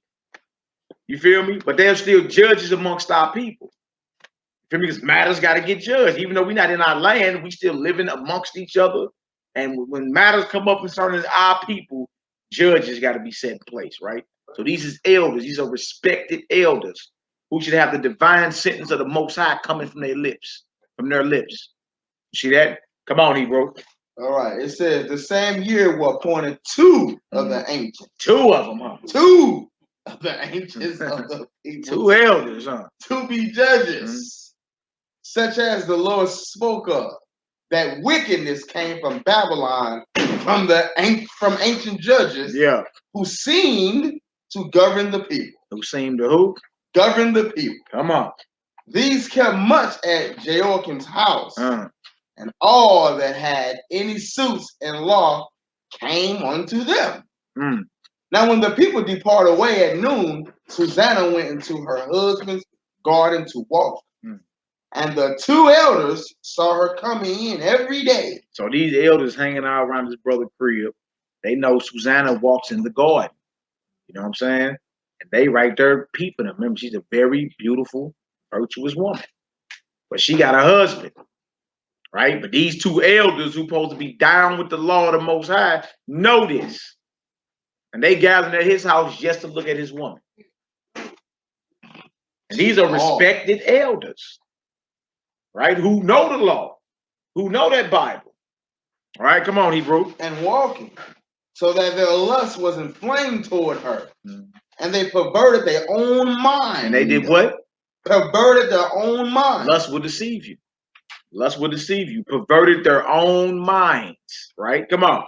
And turned away their eyes that they might not look unto heaven. See? So in other words, they ignored, when you supposed to be doing right and you about to do wrong and you get that inspiration, you know you ain't supposed to be doing that.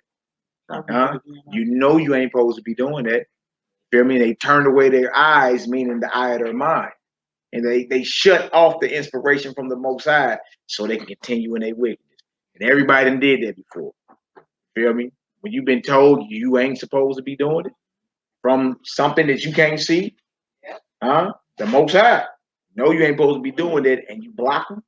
That's what they just did. They looked away, turned away their eyes, you feel me, from heaven. Yeah, that's going into their mind, the eye of their mind. That's what they did. Especially when you go into the Hebraic concept of ayan, which is to see, to know, knowledge. So, yeah.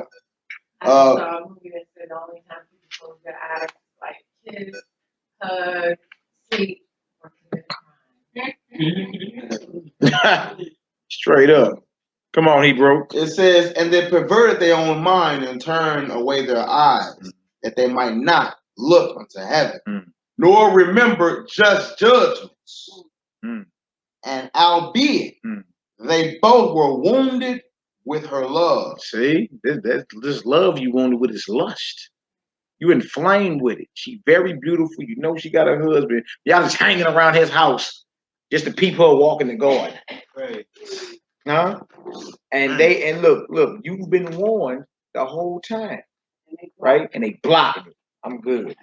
To the point to where, okay, you ain't trying to hear the instruction of the Most High. Now you're inflamed with this lust and took control of you. Let's read, Hebrew. Yet durst not one show another's grief. For they were ashamed to declare their lust, that they desired to have to do with her.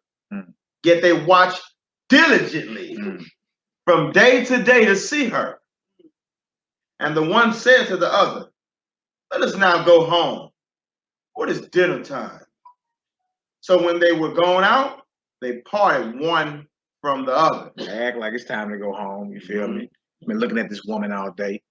Time to go home. It's dinner time, right? Come on. And turning back again, they came to the same place. Look at them. You feel me? They act like they was going home, but both of them end up doubling back because they was inflamed with her lust. Hit the U-turn, huh? Right? So they both looking at each other like, what you doing her? What you doing her? Creeps. Hit the U-turn. Peeping Toms. And look, again, these are elders. Men who are instructed in the law of the Most High because they're judges. They turn away their eye or their mind from the inspiration of the Most High. And their lust is driving them at this point. Knowing she a married woman, this one went too far. This one went too far. You know this. And that this can happen to so-called perceived respected elders. You feel me? It can happen to anyone.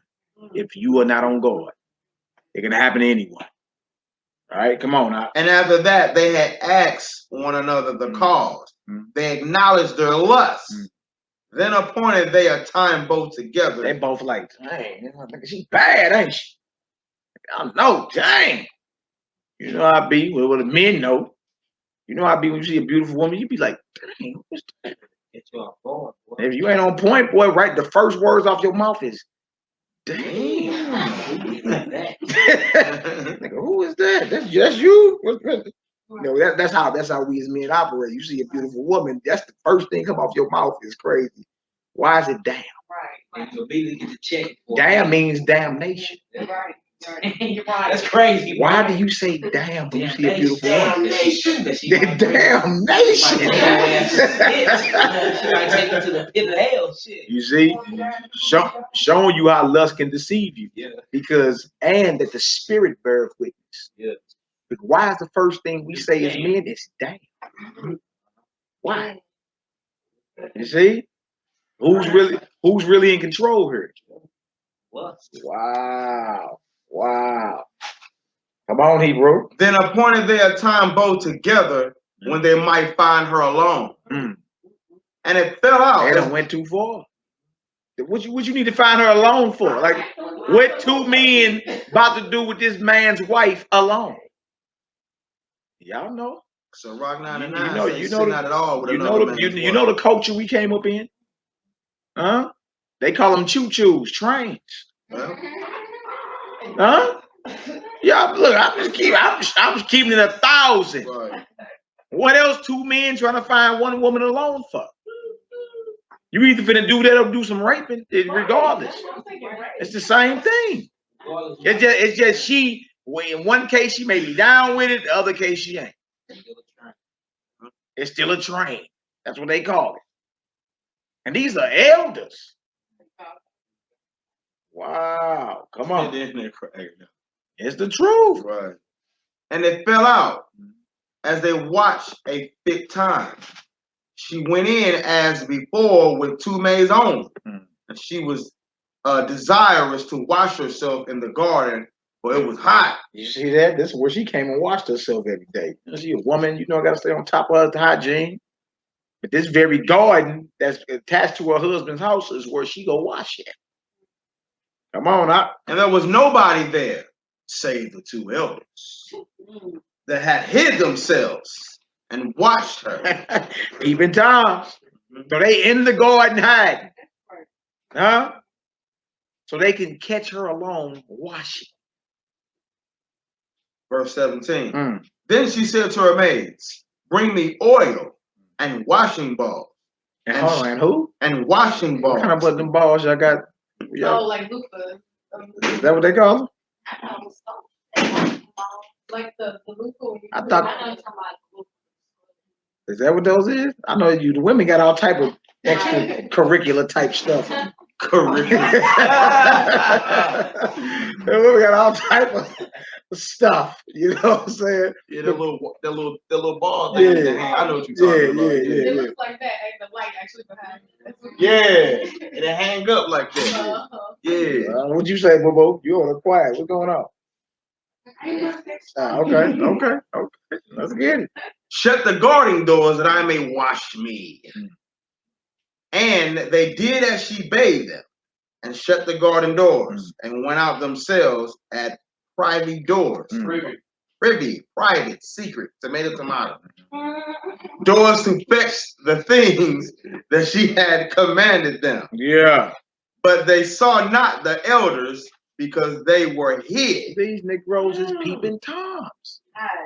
Hiding, looking at this man's wife. Hide your keys, hide your wife. Dang. This is serious, ain't it? Where this going?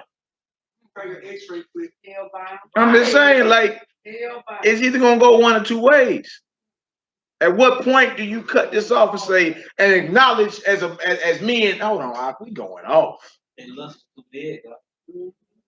This finna go one or two ways. Y'all know this, right? Oh, we. They already had a thought of a dose. It's what I'm saying. Come on, Hebrew. Verse 19. Now when the maids were gone forth, the two elders rose up and ran unto her, saying, Behold, the garden doors are shut, that no man can see us, and we are in love with you. Oh, man. Therefore consent or agree unto us, and lie with us. They like, look, trip off this. The doors are shut, don't nobody see us. Look, we want that.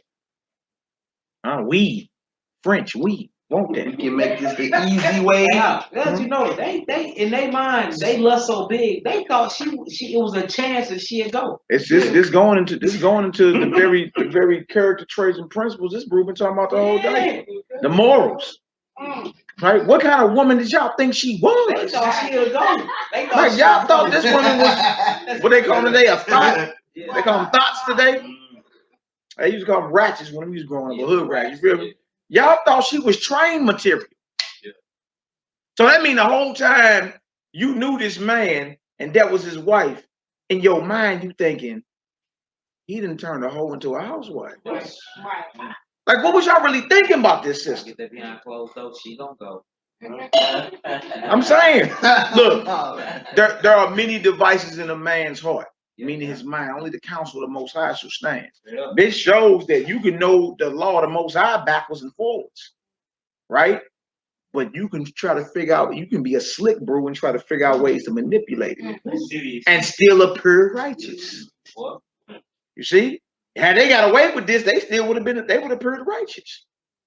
But had they long garments on with the decked out, and this nigga's a graveyard. He's a walking graveyard. He's a wise man. He's a wise elder. This is major. We didn't get caught by two witnesses. Like when you get, look, these are two witnesses, right? But they're wicked judges who are looking to manipulate the law of the Most High for their own personal 20-second lust. You either 2 or 20 minutes. You ain't finna be going that long. It's gonna be real quick. You too filled with lust. You popping? Man, you going soon as you get up in there. It's over. Wisdom can't do it. Exactly. Can't, bro. Exactly, y'all. All right, come on. All right. Verse 21. If thou wilt not, we will bear witness against thee that a young man was with thee. If you don't give us that, we gonna say that we saw a young man laying with you. Remember, the law say 2 or 3 witnesses. Right. See that? And what's the 9th commandment? Thou shalt not bear false witness. Boom. They in violation. Yeah. 7th commandment. If you don't inform us, we gonna throw an adultery charge on you. Who's an adulteress? We gonna throw that charge. We gonna slander you. Sound like what the police would do. We'll throw this on you. Free case. Extortion. That's entrapment, extortion, law breaking. That's all types of stuff. Bro, the 10th commandment, 9th commandment, man. Love your neighbors yourself. These are men that know the law. Never forget that. These elders, respected judges, but look, adjudicate on the law of the Most High, give out sentences and all that. This one action that they're doing, they in violation of so many commandments. That's true. Yeah, come on. That's true. Bruce say schema lights. Right, schema lights. No, that's the Tazuriya. Tuvia. That's Tuvia. Yeah. Oh, Shalom, bro. El is good. Yeah, El is good. Yisrael. Yeah, schema lights. Come on, Hebrew. It says, verse 21 again. If thou were not, we will bear witness against thee that a young man was with thee, and therefore thou didst send away thy maids from thee. That's the whole reason you sent your maids away, so you can secretly lay with this young man. Huh?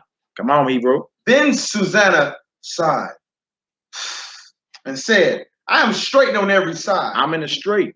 I'm caught up in between two straights right here. Huh? A rock in a hard place. Y'all done heard that before? Huh? Come on, Hebrew. If I do this thing, if I do it, go ahead. It is death unto me. I'm done. I'm finished. If I let y'all get this, I'm done. Huh? It's death unto me. Come on. And if I do it not, I cannot escape your hand. It is better for me to fall into your hand. Y'all hear that? Okay.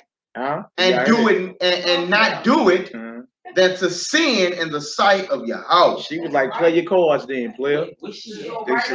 Say whatever you gotta say. I'm looking. But I dare not go against my creator because you threatening to slander me. What these You feel me? I dare not. Ooh-wee. With that, Susanna cried with a loud voice, and the two elders cried out against her. Then ran the one and opened the garden door. So when the servants of the house heard the cry of the garden, they rushed in at the privy door, or privy door, either one, to see what was done unto her. But when the elders had declared their matter, the servants were greatly ashamed. But there was never such a report made of Susanna. You see? Everybody's ashamed, like, what? And they right off the gate. Heard one side. They right out the gate believe in these elders. Because they're men of reputation. Man, can y'all picture that though? I see myself there. I'm there watching everything. Yeah. They're men of reputation. Look, they're judges. What they say, they got the divine sentence of Yah in their mouth. Whatever they say is law. They gotta be right. They only hearing one side of the story. Right? So everybody is saying, like, hold on, what?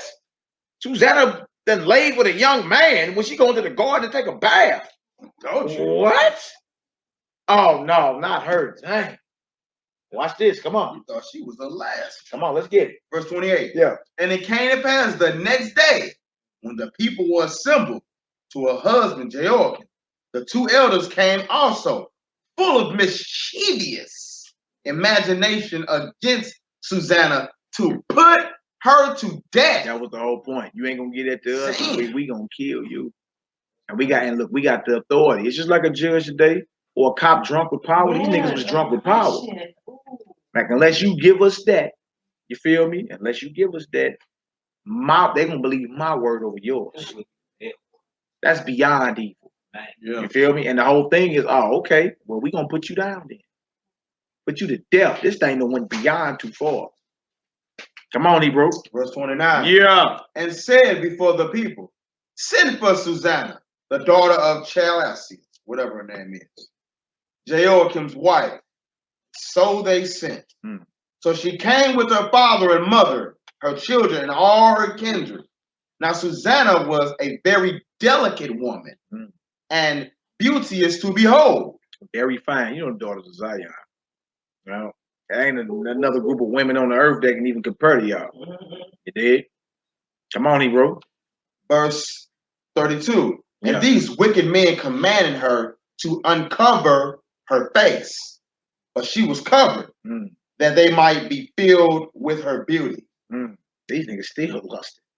They about to put her to death and still. Let me get one last look. These niggas are evil, man. Yeah. Come on, Hebrew. Straight up. Verse 33. Therefore her friends and all that saw her wept. Then the two elders stood up in the midst of the people and laid their hands upon her head. And she weeping looked up toward heaven, for her heart trusted in Yahweh. Yahweh what? Her heart trusted in Yahweh. Even when death on the table, she maintains her integrity. You dig? She's like, oh, I trusted in the Most High God. Even though they about to put that, look, their hands on her head. They about to put her to death. They're about to put her to death.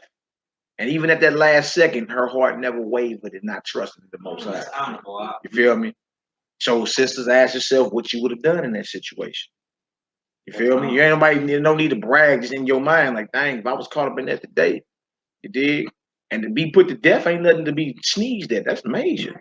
Sisters' You know what I'm lives saying? get cut off in their favor. They would have, if they would have been like, okay, well, we marching you into the gas chamber. Or we marching you into that lethal injection chamber. You feel me? Like, she's there. She getting strapped in to the church. About to get her lethal injection dose. And she still trusted in the Most High. That's real. Yeah, you miss a car note. I know women in my past that would get a train ran on them to pay the car note to pay it. She saying she gonna die for it. You know what I'm saying? That's a major difference.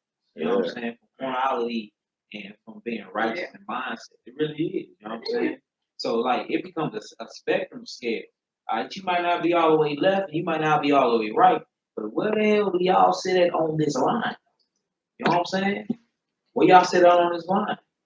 And like we have to really start reading these stories and putting ourselves in them to see like, do I fit that characteristic? And if I do, am I willing to change it? And if not, should I count myself as the whore, or am I that virtuous woman? Yeah. Because it ain't no between. You know what I'm saying? Hey, just like look, no doubt, I feel you on that, because the one key factor when you're dealing with the scriptures and you're dealing with those that the Most High call, there's always death on the table. Always. Like what you believe gonna be tried. Yes. You can better believe it. The show is boo boo stank. You gonna be tried. Yeah. The day is coming where you believe what? You a who? You follow who? Huh? Oh, okay, yeah, we got something for you. Come on over here. You see what I'm saying? Like every situation in the Bible is almost a death sentence on the table. You dig, to see if you really believe what you professing. Now the Son of the Most High, he had to die. Yeah. Death is on the table. But do you let go and wave off what you know is right? Yeah. To him that knoweth to do right and doeth wrong, that's sin to him. James 4:17. You know to do right and don't do it. Look, it's not a stipulation there that say, but if death is on the table, do wrong. That ain't even in there. He that have done wrong shall receive for the wrong that he have done. That's right. There is no respect of persons. Colossians 3:25. So even if death is on the table, what we learn from this situation for the men and women is you must maintain your integrity, man. Don't matter. You feel me? And you got situations where people actually physically died, and situations where men were spared, when women and men were spared. Yeah. But even if it no matter what, you know what I'm saying, card fall on you, whatever. I'm not going against the Most High. Let that be in your mind. Be dead set getting done with the Most High. I'm not going against the Most High. I don't care who like it. I don't care what your threat. Like Paul said in Romans 8, I'm fully persuaded. Not death, not life, not things present, not things to come. Nothing gonna separate me from this. And that's the mindset you have to have to get through this. Which means this. Let's get down to the simplicity of it. If you're willing to compromise, you don't believe. You don't believe. He said, I'm persuaded to death. Man, I believe it so much that I believe that I have a etheric body. I believe that this body will resurrect. So if you're willing to compromise and not choose death, that means you don't believe the scripture. It's all about belief. You cannot die physically. Don't die spiritually. I'm saying you can die. You know about what I'm saying. Even if you don't feel like, oh, I done got away with something that you spiritually. Yeah, you gonna feel compromised. You gonna feel soft. Yeah. You be like, man, I straight compromise everything I believe for that, man. You gonna feel beyond weak behind that. Like when Judas turned his back on the Messiah. He felt horrible after that. When he denied. Yeah, destroyed. Boy. Ooh, come on, let's finish this up. Verse 36. Yeah. And the elders said, as we walked in the garden alone, this woman came in with 2 maids and shut the garden doors and sent the maids away. Then a young man who was there hid came unto her and lay with her. Then we stood in a corner of the garden, seeing this wickedness, ran unto them. Not true about this. They actually telling on themselves. Yeah. What are y'all doing in the garden? Yeah. Hey, what y'all doing in the garden? Like, what are y'all doing? The garden doors are shut. What y'all doing in the garden? Right. They step on the scene, huh? You know what I'm saying? You told yourself. Exactly. Lust deceived you. Yeah, lust deceived you. You feel me? And deceived you so much, and when you concocting your little plan, you done put yourself at the crime scene. Genius. Right. Come on, Hebrew. Verse 38. Then we stood in the corner of the garden, seeing this wickedness ran unto them. And when we saw them together, the man we could not hold, but he was stronger than we, and opened the door and leaped out. This is what they're gonna put her to death on. But having taken this woman, we asked who the young man was, but she would not tell us. These things we do testify. Then the assembly believed them as those that were the elders and judges of the people. So they condemned her to death. They did what? They condemned her to death. They believe what they were saying. You feel me? This is a wicked council. You ain't heard both sides of the story, nothing. They figure these are two judges. Yeah, these are two judges. That's exactly. Look, this couldn't be the first time they done pulled this. And it sound like You feel me? This don't even make sense. It's y'all the elders. We gonna roll with it. We roll with it. If that's respect the person. Wow. Then Wow. Susanna cried out with a loud voice, saying, Wow. O everlasting God, thou knowest the secrets, and knowest all things before they be. Thou knowest that they have borne false witness against me, and behold, I must die. Whereas I never did such thing as these men have maliciously invented against me. And the Lord heard her voice. And the Most High did what? And the Lord heard her voice. Heard her voice, you dig? So when you in them situations like that, bring that into remembrance of the Most High. They burn false witness on me. You feel me? You may be a man in a situation like that. Remember that they burn false witness on me. You feel me? Yeah. No proof. Concocted evidence for the whole purpose of character assassination or death. Right? Lift your voice up to the Most High, because once that, see, the thing is, the Most High is a judge. He all about order. He's all about order, and his judgment is right. Lift your voice up to the Most High. He'll hear you. And watch how he move and bring righteous judgment to the situation. Watch. Oh, wait. Never a dull moment in Israel, huh? Never a dull moment, man. Dang. Come on, Hebrew, let's get it. Verse 45. Yeah. Therefore, when she was led to be put to death, the Lord raised up the Holy Spirit of a young youth whose name was Daniel. Now, see, the judges didn't want to operate in the spirit, so the Most High took the spirit and put it on Daniel, somebody who was going to operate in righteousness. It's the first case Daniel, quote unquote, tried.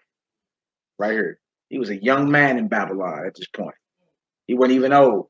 It was way before Daniel chapter 7 and all that. This is young in his career. You dig? Most High put the spirit on him because the Most High heard her voice. He got to send his spirit, like we just read in that Chronicles. Remember, he had spirits around him. Who gonna go over here and convince him to go do this? The Most High sent the spirit to Daniel. All right, come on, watch this. Who cried with a loud voice? Yeah, I am clear from the blood of this woman. Then all the people turned toward him and said, what meanest these words that thou hast spoken? So he, standing in the midst of them, said, are ye such fools, you sons of Israel, that without examination or knowledge of the truth, you have condemned the daughter of Israel? You see that? You ain't even got all the evidence. You ain't even heard both sides of the story. This is all, you look, like the box say in the chat, y'all just heard the prosecution. Y'all ain't heard the defense. This is all bad. Like, you can't even justify this. You know what I mean? You don't got no chance to speak up for yourself, defend nothing. Oh, we. Yeah. Now, this is a situation when you got the so-called respected men held in high esteem that's oppressing Israel because they got their power. They're drunk with power. You see these things happening all the time. And again, what Boo Boo brought it out. This couldn't have been the first time these niggas did this. This couldn't have been. You feel me? When you somebody that's in power, you feel me? But you ain't humble, and you ain't the one that, you understand, you ain't humble and operating the spirit. Oh my God, you'll be drunk with power. You can take a bribe. You feel me? You can force women about it. They're korban. You can do all that. You feel me? And if you ain't on your integrity, you would have gave it up. But she like, look, this is what it is. Come on, let's get it. Verse 49. Yeah. Return again to the place of judgment, for they have borne false witness against her. Wherefore all the people turned again in haste, and the elders said unto him, come, sit down among us, and show it us, seeing God have given thee the honor of an elder. Nah, they kind of mocking him, we'll tell you. A young whippersnapper. Come on over and sit down amongst us. Since you got the honor of an elder, since you know that. Yeah, like young whippersnapper. Since you know. You dig? Come on, Then said Daniel unto them, put these two aside, one far from another. Just like they do in verse 48. Separate. See what Daniel said? Separate them. We're finna get to the bottom of this right now. And I will examine them. So when they were put asunder one from another, he called one of them and said unto him, "Oh, that thou art waxen old and wicked." He said, "Look, you are elder, but you old and wicked." How dare him talk to thy elder like this? You old and you have waxen old and wicked. You've been drunk with power a long time. Blaming on him. Yeah. You've been drunk a long time with power. All right, go ahead. How darest thou? Verse 52 again. So when they were put asunder one from another, he called one of them and said unto him, "O thou art waxen old in wickedness. Now thy sins which thou hast committed aforetime are come to light." Wow. So you was right, sis. Boom. Sins you have done aforetime. This ain't your first time pulling a stunt like this. Jack. Come on. 53. For thou hast pronounced false judgment, and hast condemned the innocent, and hast let the guilty go free. Albeit the Lord saith, "The innocent and the righteous shalt thou not slay." Now then, if thou hast seen her, tell me, under what tree sawest thou them companying together? Who answered, under a mastic tree. Under a mastic tree. He said, what tree, since y'all was there and y'all witnessed this thing, what tree was they under getting busy? He answers, a mastic tree. Right? Come on out. And Daniel said, "Very well. Thou hast lied against thy own head." He already hitting their tops. Like, look, you lied against your own head. Come on. But even now the angel of Yahweh have received the sentence of the Most High to cut thee in two. See, it comes from the heavens. Like it did in that Chronicles we read. You know what I'm saying? Send him over there so he can die. So the angel of the Most High gonna chop you down for that. Even now, you still gonna lie? When do you say enough is enough? This nigga gonna take this to the one lie on top of another lie. You gonna take this to the ground. You add sin to sin. Pride. Thy pride has deceived thou. Wow. Come on, Hebrew. 55. And Daniel said, "Very well. Thou hast lied against thy own head. But even now the angel of Yahweh have received the sentence of God to cut thee in two." So we put him aside and commanded to bring the other, and said unto him, "O thou seed of Canaan." Ooh. He called him a Canaanite. He supposed to be Israelites. He said, "Oh, ye seed of Canaan." Heathen. Right. No? You heathen. You Hamites. Yeah. You seed of Canaan. Go ahead. And not of Judah. Beauty have deceived thee. What has deceived you? Beauty have deceived thee. Wow. Deceivest thou. And lust have perverted thy mind. Lust perverted your heart, your mind. Go ahead. Thus have ye dealt with the daughters of Israel, and they for fear company with thee. See, so you done did this before. Yeah. They scared. You've been getting this off a long time, Jack. Jack. Yeah. That title to swindle your Yeah. You drunk with power. You've been doing this a long time.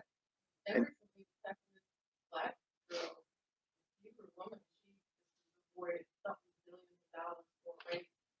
Y'all saw it on the news? It was in Georgia, I think. She was 14 at the time. He was a security officer or guard. Yeah, I seen it. And she just was awarded the case like $1 billion.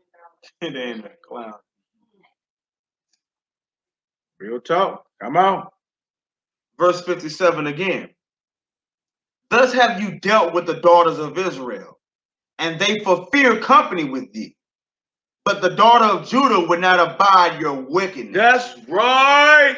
Now therefore tell me, under what tree did thou take them companying together?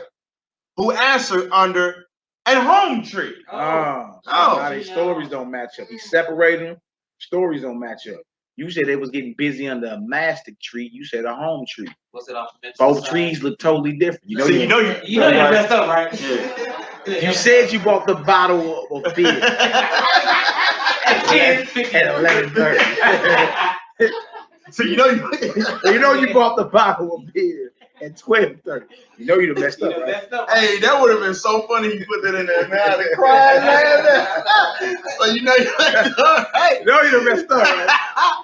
Man, I'd have been crying laughing. All right. Verse 59. Then Daniel said unto him, well. Bruce said, let me get a cigarette. Bruce said, let me get a cigarette. You know he's finna start talking. Yeah. You know he guilty, boy. He asked for a square. Gotta calm his nerves. You want something to drink? Y'all in there clowning tonight, man. Man, you see my first boy, they sleeping in their shirts. Yeah. All right, verse 59. Then said Daniel unto him, well, thou hast also lied against thy own head. For the angel of Yahweh waiteth with the sword to cut thee in two, that he may destroy you. With that all, the assembly cried out with a loud voice and praised Yahweh, who saved them that trust in him. And they arose against the two elders, but Daniel had convicted them of false witness by their own mouth. See that? Thou shalt not bear false witness. And they tripped right out the gate for putting themselves at the crime scene. Yeah. Told on yourself, buddy. And then when y'all got together and concocted this wickedness, y'all didn't think of we gotta agree on one tree. Both these trees look totally different. Hey, did you call up in lust, huh? Yeah. You call up in lust. Hold on, man. Look, a mastic tree and a home tree don't look the same. They look totally different. So you can even mistake it one for the other. You know what I'm saying? Come on, Hebrew. Let's verse 62.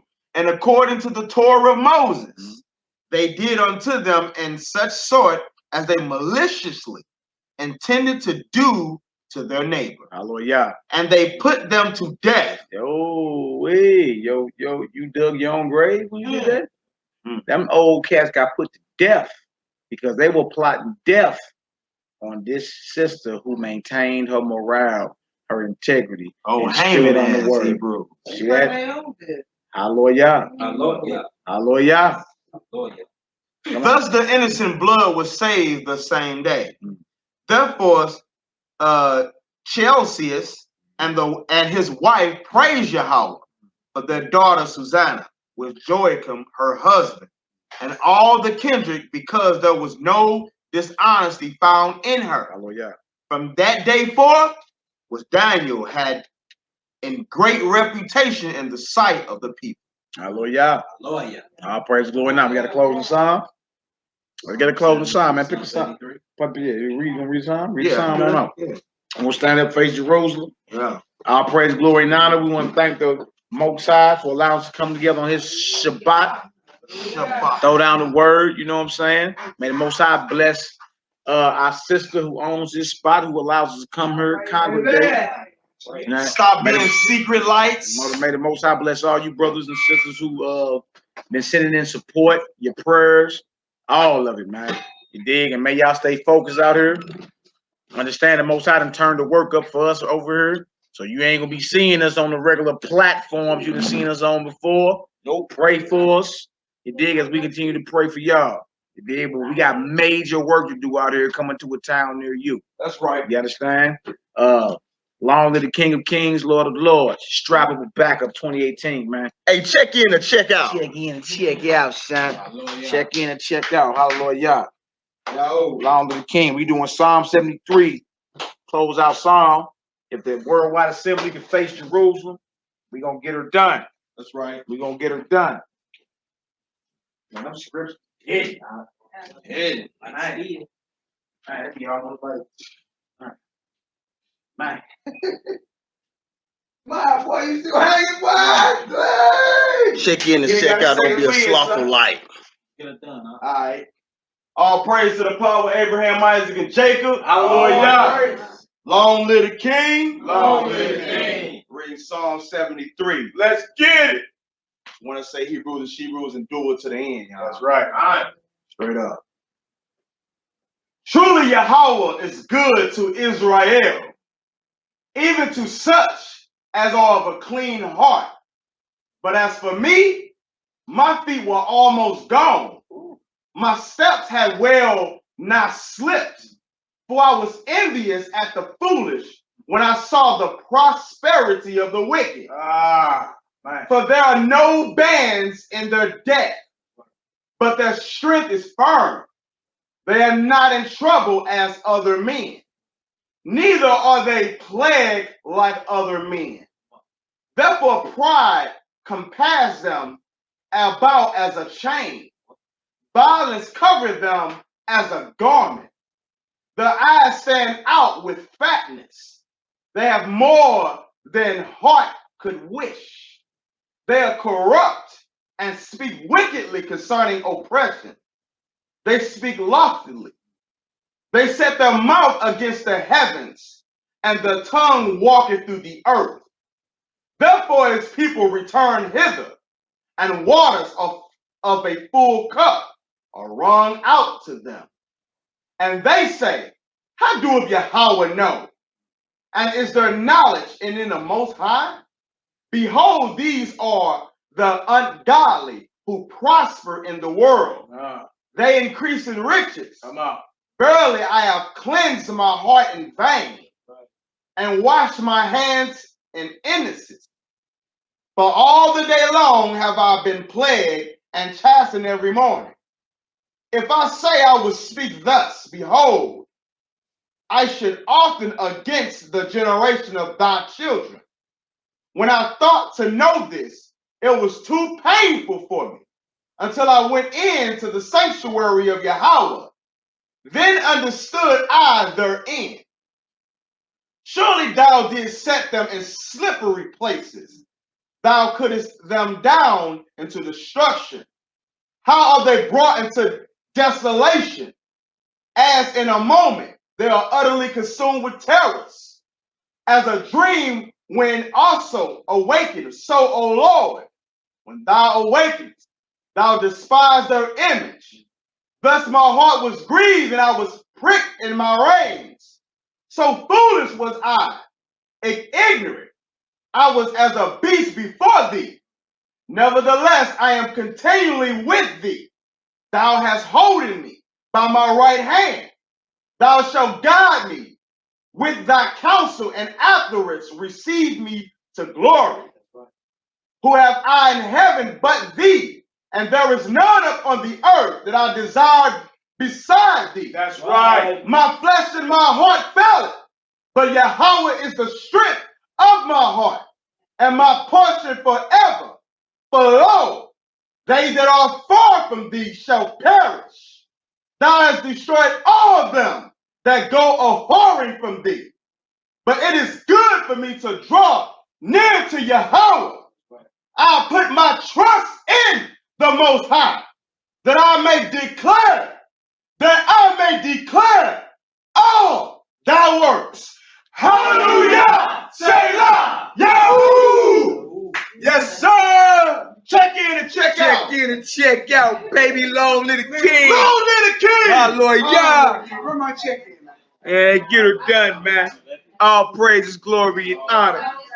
Y'all pray for, hey, man, it's Melchizedek order STL, man.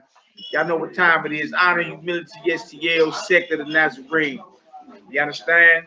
Coming to a city near you. Y'all about to see more videos. We about to turn it up. If y'all thought we was doing something, we about to really turn it up, man. Really turn it up. It's about to be rapid fire on this YouTube. Video after video after video. I got the young gunners, man. I got the shooters with me. Shooter the shooter. We're gonna get her done. You dig? May the Most High bless every last one of y'all. Like I said, continue to pray for us. We continue to pray for y'all. Much love to my bro Gabriel down in Kansas City, Hallelujah, man. man. Chris, you know what I'm saying? And may the Shalom. May the Most High bless all y'all for y'all prayers and support, man. Shabbat shalom. Shabbat shalom.